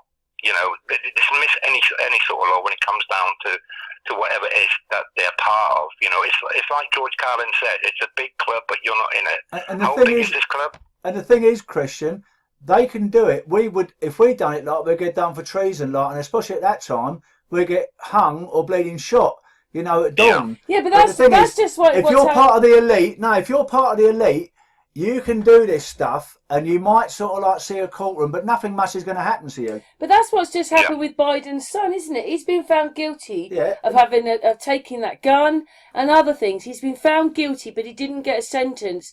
The president should have made a statement or resigned. It's his son, and he helped him. So I hope he's impeached after he's left. And I mean, It's all a joke anyway, but Biden needs to be impeached. He needs to be not president. He needs to go. I mean, apparently, like, you know, old man. Prescott Bush even sort of like supplied the steel for the railway railway tracks to sort of like it says to here, Auschwitz. The I mean, the irony of it. It says here the Bush's family made them rich. Hitler. Yeah. Yeah. And I mean, it's no different than sort of like, you know, the Bin Laden family. If you remember, like, they were spirited away, weren't they? Like, when 9/11 happened, they just sort of like got taken out of the country because apparently, like, they've been working with them for years, like, in building projects and one thing and another. So it's, like I said, it's one rule for them and one rule for us, isn't it? No, the way I see World War I and World War II is the decimation of Tartarian buildings. Yes. The decimation of the... 100%. We've said that before. But you know something, Christian, also to a certain degree, the Gulf War is the same. And I'll tell you why. There was a lot of Tartaria in Iraq and Afghanistan. And basically, that was, you know, all these... But yes, there was Tartarian buildings like in Iraq as well, because... You know, you can turn around to anyone. Yeah, everywhere. You can turn around to any public, Christian. You know, they're just intelligent as us, but they haven't done no research. And I say to people, I say to a Polish tribal, and I used to be sort of like a courier, how did they build this place? And they say, where is that going? I say, well, that is in Iraq. And he says, obviously with machinery, with lorries, and mechanical engineering stuff, you know. Lots of engineering equipment. And I say, well, no, because when that was built, we had horse-drawn carriages. And he says, oh, you're joking, Gary, you're joking. And it gets people thinking. It's like, true. You see these things straight away. It's just, we've always in the past just gone along with everything. We are now looking at things in a different light with regards to history and why things are happening. I mean, like, you know, with Iraq, it was many faceted. Obviously, oil was a great contributor as well. Who knows? Maybe gold. I don't know. You know, it could be precious metals. It could be anything. But you know, it's multifaceted, isn't it? It's multifaceted. But hey, we need to get rid of most of Iraq because we're going to build a new housing estate on it. But they didn't do nothing what they said they was going to do, like with regards to like the infrastructure, did they? You know, they didn't sort of like put in the water treatment plants and irrigation, all the things they said they were going to do. You know. Well, this is it, Gary. I mean, when it comes down to, you know, when you're speaking about the decimation of places, I mean, it carried on through to Korea, it carried on through Vietnam. Now, the funny thing is, when it comes to Vietnam, we thought they were at war with Vietnam. But the actual fact is there was more bombs dropped on Cambodia than World War I and World War II. And you think, what was in Cambodia? Well, you got to think that there was all these old buildings that probably had the old technology still active, and then it comes out that UAP and various other channels of research. John Levi, yeah, John Levi and Paul Logan and Paul. Trying to think of his name now, from Flat Earth Nation. Yeah. All these people were presenting that these buildings that were still active, and these are the old Tartarian type energy buildings that have got the beam coming out of them and actually making a sound, you know, and that's in the same area. It wasn't Cambodia. I don't think it was Cambodia. It might have been, but it's in that Malaysian, Indonesian area, you know, and you think, well, that's probably why, disregarding the old energy system, perhaps. I mean, I can understand that if something went wrong with all this free energy system, where there was overuse of it, and it destabilized it, and it may have been the cause of the flood or the liquefaction or the mud flood, whatever happened, you know, in the 1800s, in the 1840s, 1850s, and they thought, well, we can't bring this back because it has caused so much devastation. Because when you look at Charles Dickens, and he wrote to the government and the papers or whatever to say, well, what's the government going to do about all this mud? So, you know, that's probably the only highlight we'll ever recognise as somebody speaking about a mud flood, you know, because Charles Dickens was a great writer, you know. It's hiding and disguising, isn't it, Christian? It's all hiding and disguising, because now people are asking questions about everything, so they're going to start looking back into sort of like this ancient architecture. If they can't be found anymore, you know, they can just say, well, it's rubble now, you know, because people are going to say, well, how are these magnificent places built? Yeah, precisely, because there was a video I sent to Karen, and it was a church somewhere in the east. I think it's still part of Europe, but it was in the east of Europe, and this church was still active, so it was probably still one connected to whatever the technology they used back then, you know, and I think it was quite quickly barred from going to other countries, because it was intercepted by Facebook engineers or whatever they do, you know, so yeah, I mean, this technology must be something that had to have caused an event, and that's probably why they don't want to bring it back, because it caused a back surge, you know, like a backlash, if you like, you know, for overusage, you know, and then now they're telling us that, oh, we're using too much stuff, right? But when you look at places like China, Japan, and Malaysia, all these places are lit up like Christmas trees, you know, with their technology, when you just watch their cities, you know. And yet other places aren't getting any. So it's like it's being distributed to the various areas, you know. And depends which place they want to get rid of next. But you know something, Christian, don't you think like everywhere looks like a giant circuit board anyway? If you're sort of like in an aircraft and you're driving across cities, it always reminds me of sort of like when I was a kid, like, and I used to mess around with like electrics, like, and I used to see circuit boards. It's like we seem to be living on some kind of big circuit board. Yeah, we've done that on Google Maps. We've looked down and certain places all circuit boards. You know, can we change the picture now? We've done doom and gloom. So we've had war and war. We've done Germany, bombings. Okay, Iraq. yeah, all right. Let's do something cheerful. Yeah, we've been going for an hour and 20 minutes. Maybe the next thing we talk about, and then because I've got to get to bed, haven't I? You can stay up a bit longer, but you know, anyway. We're going to find something to talk about. Hang on. Yeah, so if you have a look at this now, and these are actual circuit boards, right, which are components, resistors, capacitors, transistors, various other components that sort of like as current running through it. Now, if you look at sort of like cities, it does remind you very much like this. It's like the way they're designed. It's. Here's another one. Look over here. Do a lot of these cities like actually make their own electricity through or sort of like amplify it to a certain degree? I mean, you know, listen, we're finding out, the thing is, Christian, we're finding out stuff now that was right in front of our face before, and it just went over our head because we wasn't looking for it. Now we're looking for stuff, and then I've been thinking this for a long time, and I'm not the only person. A lot of people are. When I look at cities and the way they're sort of like designed, it's almost like an interconnecting web. How amazing of electrical components, but in a grander scale. Could it be? Well, there's definitely something to that, Gary, because in the olden days, when you had a mass amount of people gathering, they were called amphitheatres or arena amphitheatres, and they caused resonance, you know, and if there's somebody else listening, you know, or whatever way it works, you know, it creates an atmosphere, you know, and we know that the atmosphere does exist, you know, it's with us. So, you know, and it's all, we're told that everything in our world vibrates, and all vibrates at different frequencies. Everything vibrates at a different frequency. So, yeah, when you look at the circuit board cities, I mean, even the ancient maps correlate with what's happening today, the way circuit boards are built, You know, I mean, I've worked in a factory where we built their circuit board, so I can see the resemblance. You know, like you've probably seen the evidence of the three pyramids and the way old Egypt is actually guided to a circuit board itself. So yeah, but then again, you have to think we live in a creation. There was a creator.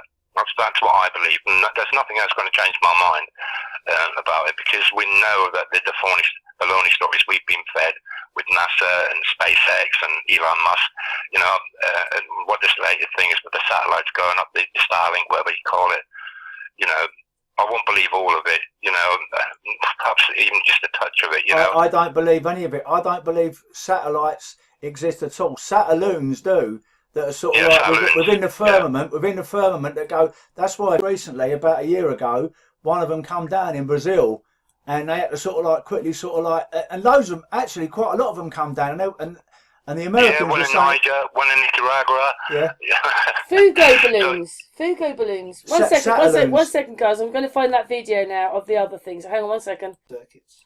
Right, this is from a video Mickey did a while ago, circuit board city. So now, carry on, guys. Well, I mean, if you look at this, and have a close look at it, it does resemble a circuit board, basically. If you sort of like open up the back of an old cathode ray tube TV, an old radiogram, anything you want, and it does seem like, you know, could it be that the ancient sort of like civilizations? Yeah, but they're like Nazca lines in the ground there. Could they be harvesting sort of like energy from the ether and making their own electricity? We know they had free energy. But maybe, you know, remember we done a podcast a couple of years ago, Christian, when we were saying like about the old domes, like with sort of like the red mercury and the gold, and they were true, probably free energy machines without any moving parts. Because what you got to remember, a free energy machine, they have got some on YouTube, but they're ones that have got moving parts. Now, when you've got a moving part, there's going to be wear. They're not true free energy, because when you've got moving parts, things wear out. But when you had them, the free energy machines we were talking about in the ancient in the domes, because remember all the red mercury and gold was taken out of them eons ago, wasn't it? Yeah. But could it be that was like the battery, and then they might have had cities that amplified it? Because, you know, I thought to myself, hang on a minute, there's part of this story missing. Okay, so they got free energy machines from the churches. How do those ones work? Those are just on the water, but look at that pattern in there. That's probably not that old, that one. So they're still making it like the pattern, like a circuit board. Well, if Tesla, like in his Warburg Tower, sort of like managed to sort of like transmit sort of like electricity like through the ether, right? Maybe it was just reinventing something that was already out years ago, and maybe like them ancient churches, like they were like the little battery, and these cities might have been the amplification of it. Because, you know, you think to yourself, well, how can a church, okay, it could power the church, but how can it power like everywhere else?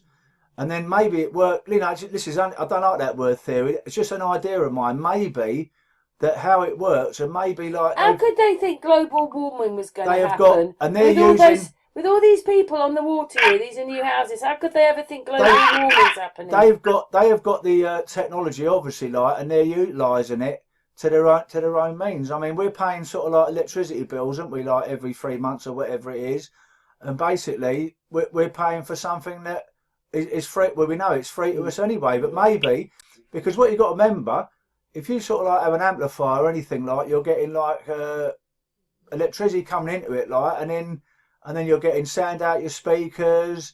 You know, it's basically, I'm wondering like whether these old cities were... But me and Mickey noticed these ones. Yeah. These ones are nearly empty. Some of these are nearly empty.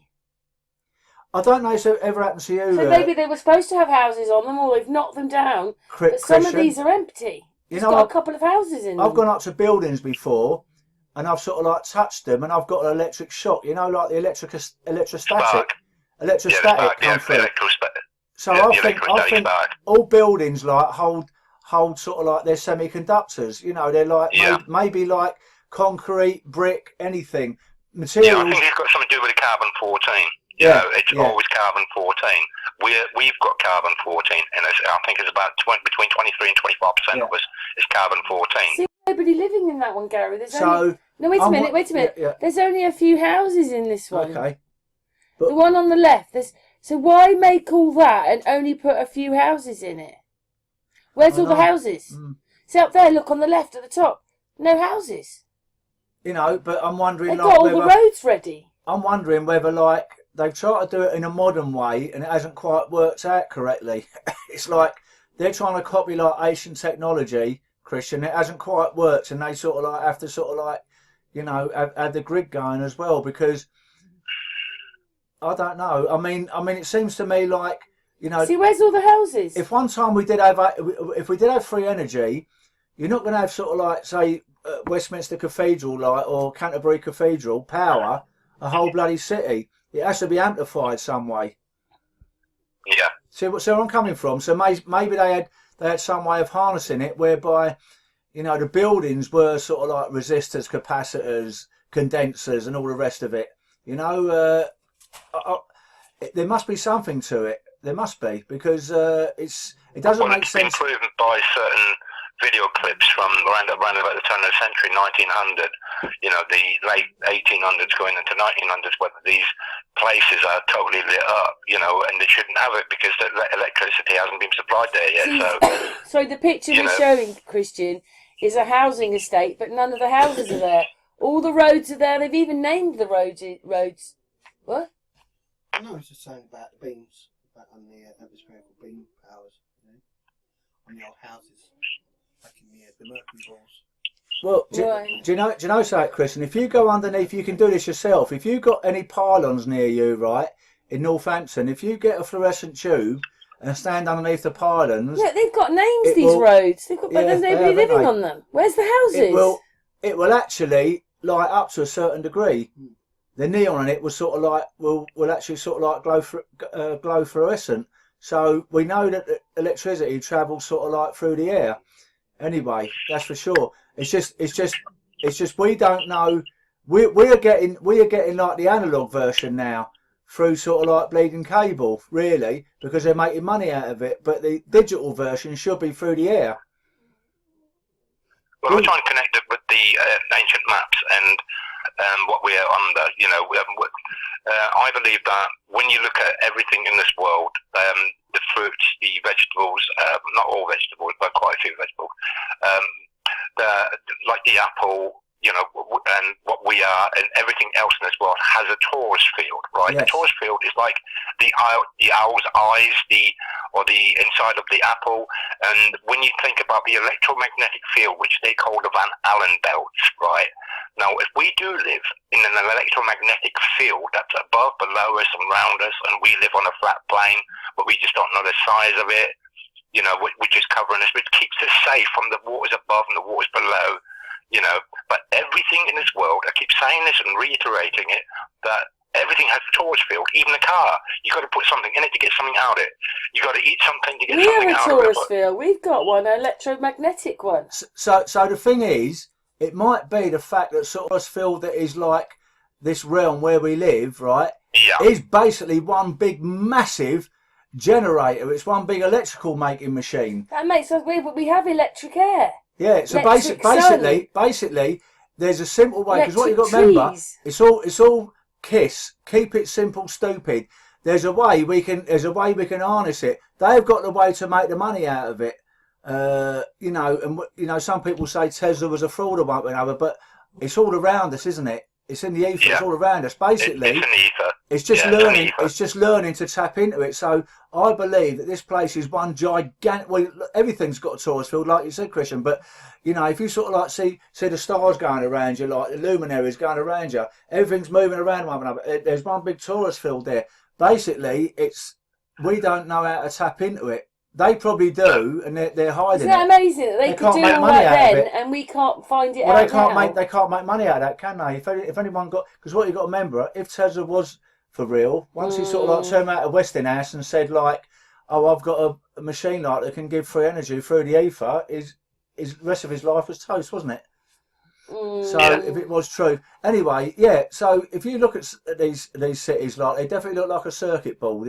And let's face it, now we've got a similar thing in all the dwellings where we live, but we just got it coming through wire, haven't we? We got it all coming through. We got it coming through wiring. Basically, maybe there's a way like of having it through. I know.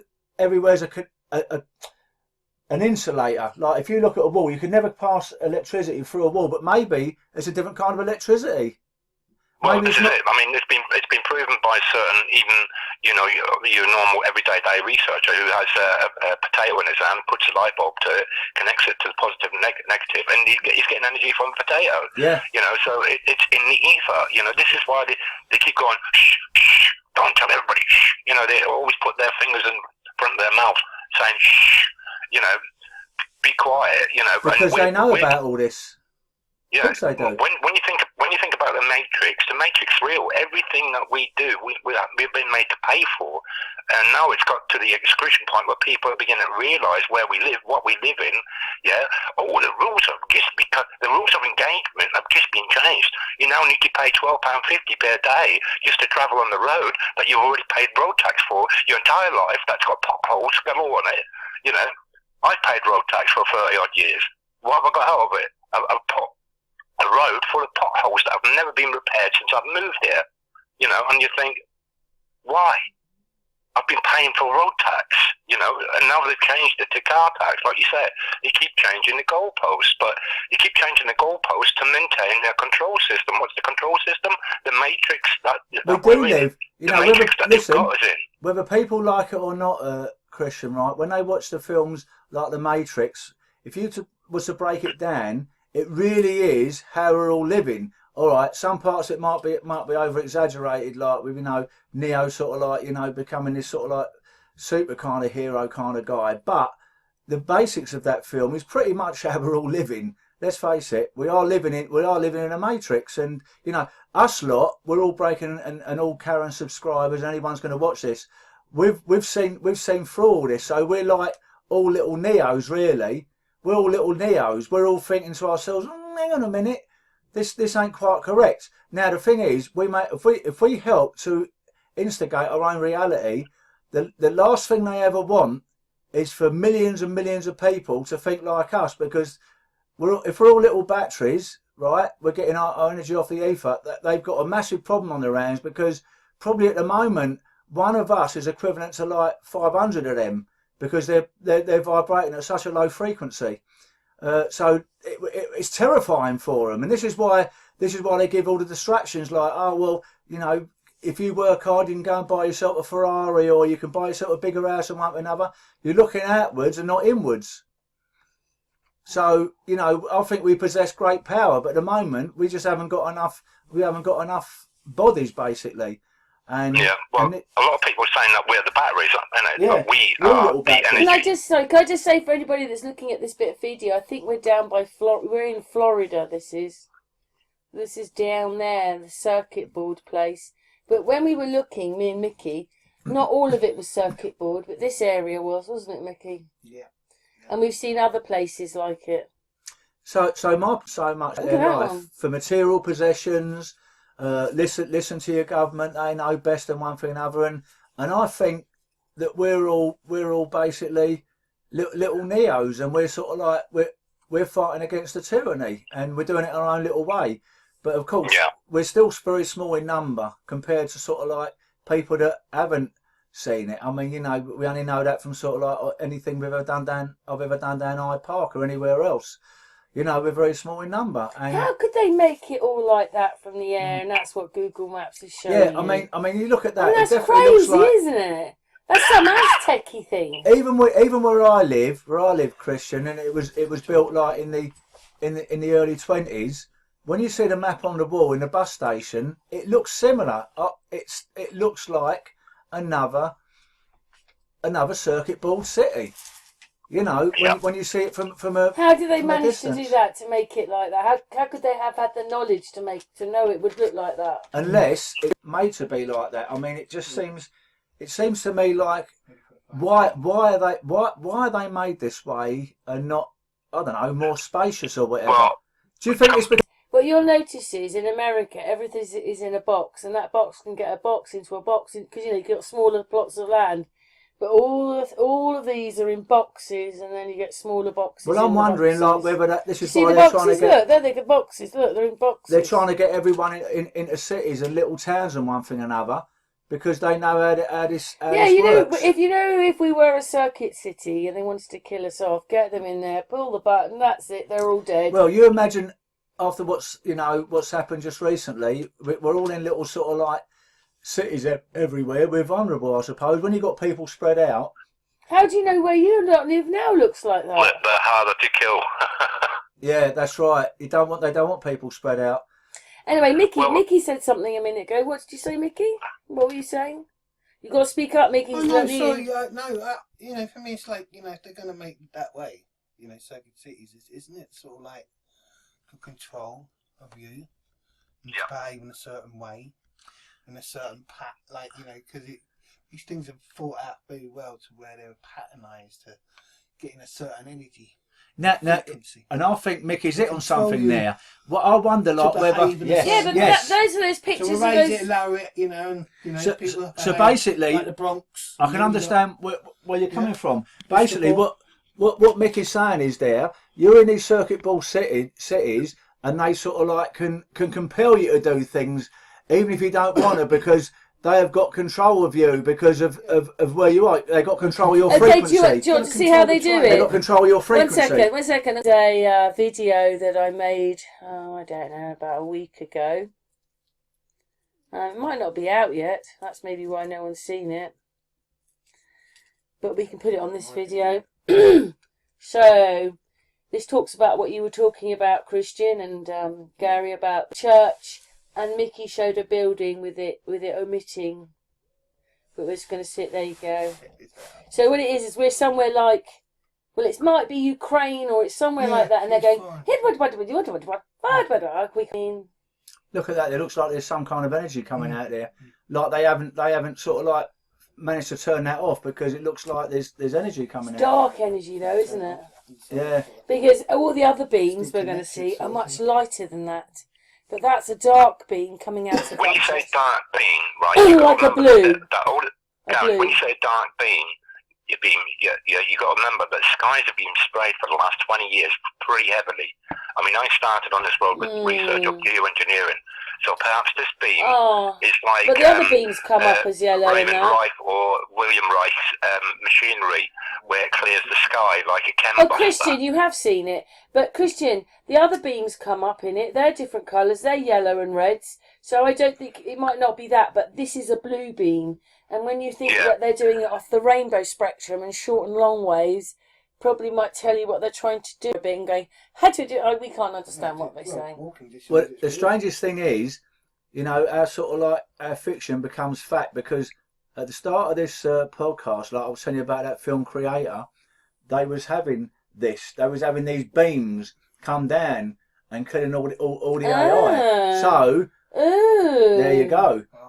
There you go. So the thing is that this is probably like a precursor to what this actually is. Except it wasn't made for that reason in the first place. It was probably made for good. You know something though, Christian? If you look at that, it seems to me like there's some kind of sort of like electrical power like still existing that isn't dormant like in that church.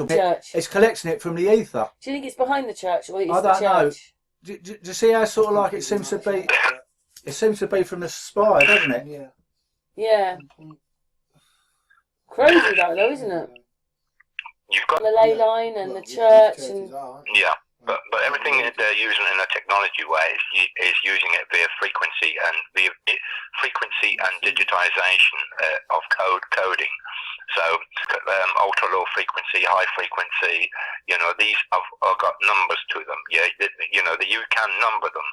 So that's how it works. That's how you've got your encryption systems.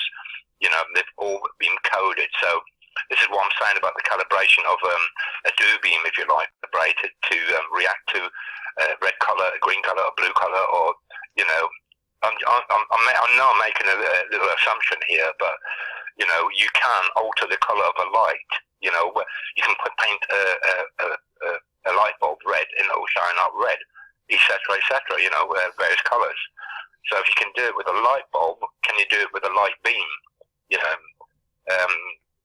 I know it's probably just an assumption of mine, but I think it's probably a probability that they actually can do this. You know, it's like order and demand. You know, somebody's ordered something, you know, and the demand's there. You know, supply and demand. You know, that's what it looks like happened in Maui. You know, so it's frequency. You know, and like the saying goes, there is nothing new under the sun. It's just the way that it's used, fabricated, fashioned, and, you know, made, you know, the end result. But at the end of the day, it's still the electromagnetic frequency that we live in, which is called the ether, which makes everything grow. You know, if the sun actually emits... You don't think they're going, beam me up, Scotty? No, I think they're using part of the sun's power, which is in here with us. Like, I mean... Or the light? I've always said I'm not a true flat earther because I don't know the shape of the earth, but I know that we've been lied to for a very long time. That's prominent now, and we know that they're lying because of the amount of stuff that they've come out with. Damn right, they're lying. Can I just say, in this video, what it is when it comes on, it's the fact that these people are seeing this thing in the sky, and it's probably not that far away from them. Don't forget, cameras make things look further away. And you're wondering whether it's some rocket that's gone mad, but I think that's HARP. Look at that. That's HARP. Well, we're definitely being harmonised, that's for sure. Because I've got the video, or something like that. Video or an energy weapon. That's them using it. Evidence of it. The thing is, Christian, I think, like, you know, frequency and vibration can be used for good or bad. Like, you know, the ancients sort of like knew about the cymatics for in the churches. That was probably what the organs were used for, to sort of like heal people that are ill, like with cymatics. Now, of course, the other extreme is they know the frequencies that can be used to do the harm. We know that, and basically, it's probably quite. It's not simple, but it's basically that they know what the harmonies and the frequencies are to do this stuff. It seems to us sort of like a really high, ultra advanced like technology, but it's possibly just sort of like the right frequency band, because it's working through the ether and it can amplify. The ether could be used as an amplification tool. Did you see about the guy bursting a balloon in one of those big, you know, when they burn the coal, those big sort of chimneys, and he cracked. It sounded like thunder. So the dome can't be that far away, really. I mean... Yes, I know Christian's not looking, but he has looked at this video. They're looking up. They're all screaming, so that could have all been added. But in the clouds, they're saying there's a beam of light going across the clouds. So that is HARP. You know another thing as well, Christian, what you've got to remember is, I'm wondering, like, whether, you know, even chemtrailing, like, is multifaceted, because... You know, we know they got blue beam technology. Maybe like the aluminium to amplify and enhance when they do a blue beam project, because we all know that sort of like any metal sort of conducts with electricity. So maybe, just maybe, that they're amplifying the air. Well, what's that like, then? Yeah. That's HARP. Yeah, you see where I'm coming from, Christian? How sort of like maybe the aluminium as well, like, could be used as an amplification method through the ether when they're doing this stuff. Yeah, I think you probably hit the nail on the head there. With unless someone's made that video. The metallic elements that they're spraying us with, I mean, that's already been found in the soil, the water, and the plant life. So, yeah, I mean, yeah, it's probably something that amplifies when they do actually do the fire thing. You know, it probably amplifies it in many ways, you know. It probably drives fauna out. I've seen it on leaves myself, that when the after effect is when, if there's rain, you know, with the geoengineering, afterwards, if there's rain, it leaves spots on the leaves. And then when the sun comes out, it burns it. So you know that these spots are in nature, they've been caused by the chemical that's been left behind on the leaves that burns. Yeah, so yeah, you've got a point there, Gary, and I think it does amplify it. But you know, it's everything that's being done is more or less being done by the hidden hand. And in the UK we've got 5 HARP systems, and I only found out a few years ago and I'm sure they've probably got more than one in Alaska, but they've got them in Australia. They've probably got them in New Zealand. They've definitely got them in Europe. So these countries that signed off on Agenda 2130, you know, they've probably all got the HARP systems. You know, it's all part of the bizarre. You know, it's like we're all sheep and we don't really need to know. You know what I'm saying? And of course, another thing, Christian, you know, I thought a long time ago, oh, hang on a minute, if chemtrails are what, like, a lot of people in the truth community have been saying for years what they actually are, poisonous and one another. Well, if they are human, and I doubt that very much, they're blinking vampires, but if they are, they're poisoning themselves. Could it be another sort of like another distraction? And basically what they're using it for is sort of like for HARP and for sort of like for DEWs. It's high power, high frequency transmissions by advanced long, whatever that word is, I missed it. Maybe like they can work it through the ether, but with having like the aluminium, barium, strontium, and all that. There's those beams. Yeah, it's HARP. An amplification. This is HARP they've got in people's houses. It's only an idea. See, look, it's only an idea. There you go. Look, there's the colours. It's microwave, and that's I think that's more a shorter wave. And I can't remember which way round it is. We see it in a minute. Because this is what this video is about, is that I understand that these are the colours and these are the waves. Yeah. So microwaving is a slightly longer. Blues and purples are short and the reds are long waves. So it's sort of in the middle there, isn't it, really? Those are the colours you see the most, is the yellows and... Now, I've just thought about something. Wait a minute, I just thought about something, Christian. Why it's fresh in my mind.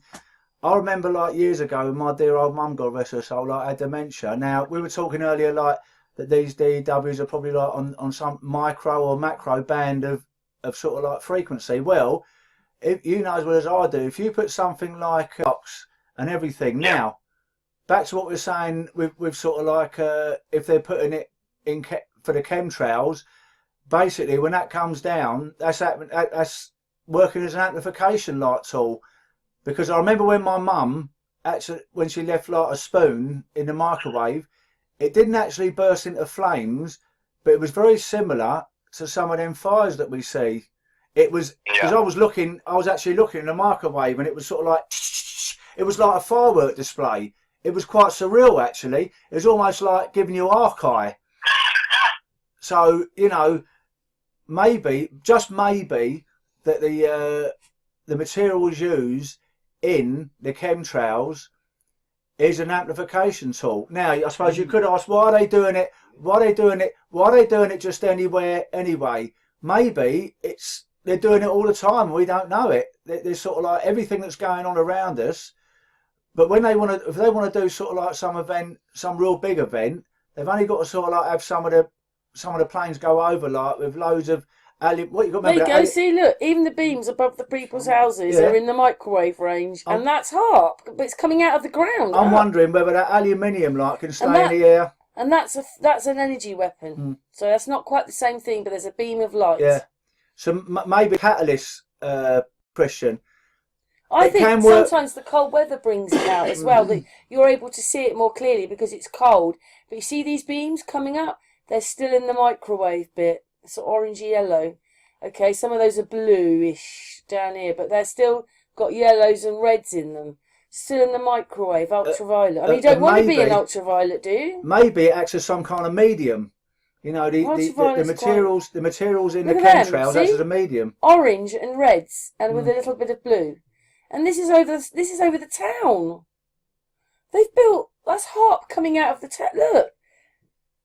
These are everywhere. So have you got any views on that, Christian?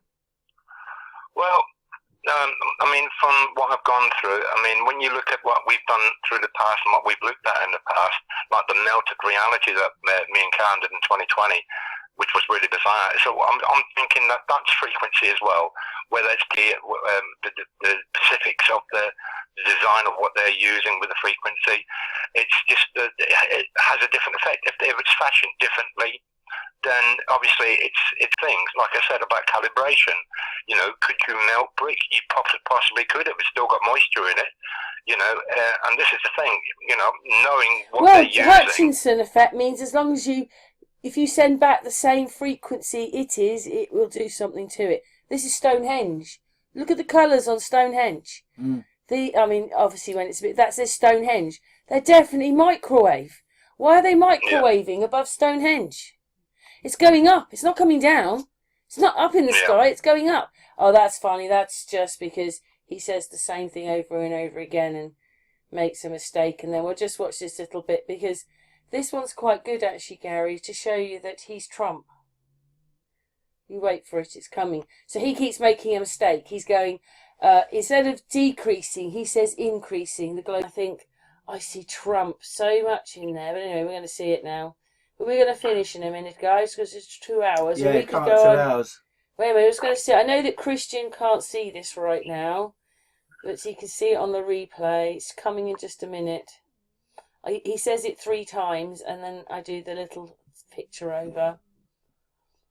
Because it's so ridiculous. How can you make such a big mistake as that thing to decrease, and you're actually saying you want it to increase? You know what I mean? He's an idiot. Well, they've got him as an idiot. Do you see him as Trump? Do you see him as that's a young man in there or something? I don't know. That's just. I see. It's probably someone with latex over his face because he's actually been seen like Right. This is Trump and Biden together. Watch. I know they're a bit small, but that's because one of the pictures is really big. Watch. Wait for it to go. See, they're very similar. They just are. See that? They look the same. They're very similar. So there you go. That's the world we live in. We live in a load of rubbish. So anyway, it's coming up to like 2 hours, isn't it? Yes. Well, we better finish as a party. We'll just stop the video. Stop the video. Stop. Where are we? Stop. We'll stop it on Trump. He can have the last face. Okay. Well, it's been ongoing. It's been a lot.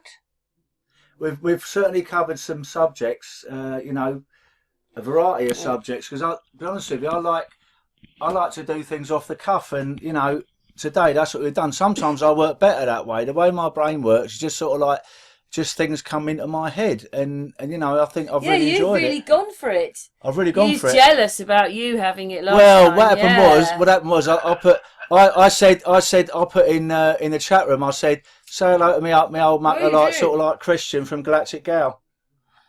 Yeah. I did see you actually. Yes, I did. Yeah, and that's what made me think. When I was down with SAMFU in Bristol, I thought I'm gonna go down to sort of like see Karen and do a podcast. And hopefully, I said, but I did turn around and say, didn't I? I wanted to do it with Christian as well because I think we rub off on each other. I can sometimes.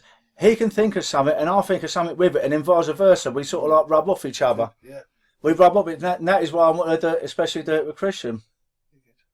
Yeah, so it's been really good. Isn't it? We more or less confidate in each other. And me and Mickey were just surplus on the outside. No, we're not saying that. We're not saying that at all. Sometimes he's just saying how much. Sometimes I need to be tested on things, and then Christian does that to me, and then he'll think of something that I never thought. I thought, my God, why didn't I think of that before? And then the next time we'll do a podcast, I think of what he's told me. Yeah, he gets them lined up now. Yeah. But anyway, no, I've really enjoyed it. It's been fantastic. Yeah, there's Mickey over there. Say hello, Mickey. Hello. So from you, what is it? It's good night.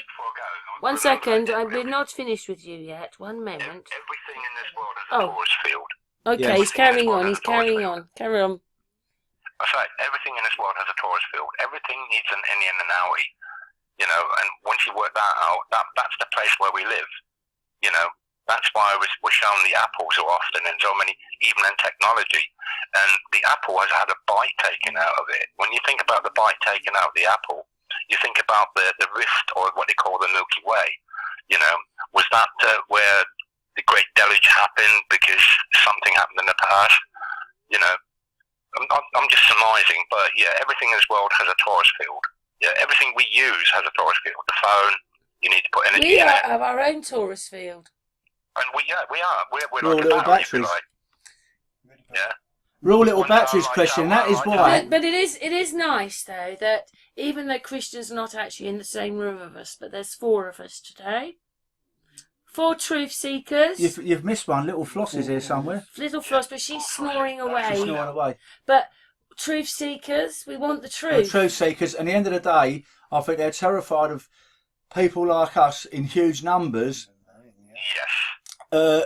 Vibrating at the frequency we're on, because we're already on. Because if you remember, Christian, when we was at that meet up in Birmingham, the electricity in that sort of like in that hall could have lit up like a million candle watt bulb, because it was electric in there, because you had like-minded people, and that is what. But we're still doing it, even though like we're still working through the ether, and I think we're more powerful when we're all together, but we can still do it through the ether as well. Well, the main thing, Gary, is when you listen to the news, the media, the television, the radio, and when you listen to it and you realise that you've been listening to negativity your entire life, and you think, can't they ever give us any good news just for one day? No. A whole day's worth of good news. They won't. In my lifetime, that has not happened. Who the fuck are these controllers? Yeah. Seriously. They want to keep you at a low frequency, so if they give you sort of like negative. Yeah, all but the you know, time. they're at the beginning and the end. We make the news. They put it out. We make the news because we're the ones that share it. But you're right. It's never a good. So they already know that nobody votes. They already, and hardly anybody votes for them. Well, I mean, there's I want them out. selected, not elected anyway. All of them. Definitely. Yeah. All right, one moment now. So, Mickey, it's good night from... All of us. No, it's good night from you. It's good night from me. Yeah, he's been very quite quiet over there in the corner. Yeah. And it's good night from me. I really enjoyed it, Christian. Like it's brought back Me too, guys. old times. Brought Really back good. memories. Memories are made of this. Yeah. I'm not going to start singing. That day was electric. I'm carrying subscribers. Like I'll give up if I start singing. Yes. Even though I do like doing it. Enjoyed it. Thank you very much. Yeah, me too, mate. Excellent. Yeah, All we're right, doing it don't next one. go. We'll just say goodbye for the video. Yeah, We'll say yeah. goodbye after the video. But thanks everybody for watching. Hopefully Gary, Christian, and quiet Mickey over there. Few more thoughts. And some new stuff that we've we've been working between us as well. Like you know. Mm. Yeah, thank you very much, Thank you. everybody. So thank you, Mickey. Thank you, Gary. Thank you, Mickey. Thank you. Thank you, Christian. Thank you, Christian. Thank you, chat Thank you, room. Karen. Thank you, everybody. Thank you, Mickey. Thank you. Thank you, Thank you, everyone. Thank Thank you. you, Flossie. Thank you. Oh yes, thanks, Floss. Thanks, Flossie. Yeah. Yeah, thanks for not snoring too much through this video. Yeah. Anyway, thanks a lot. That's That it. was good, Wonderful. guys. Really That was enjoyed 2 it. hours of good, solid stuff. Gary, you didn't give up at all. I carried on talking, didn't I? Yeah, you did. Anyway, Christian got a little bit in. Yeah. I've got to go down and go to bed because I've got to get up early. Yeah, it's in the all morning to go right. home. Wait. Yeah. Anyway, thanks very much, everybody. Thank It's you very well, much. good night from us. Good night. Good night.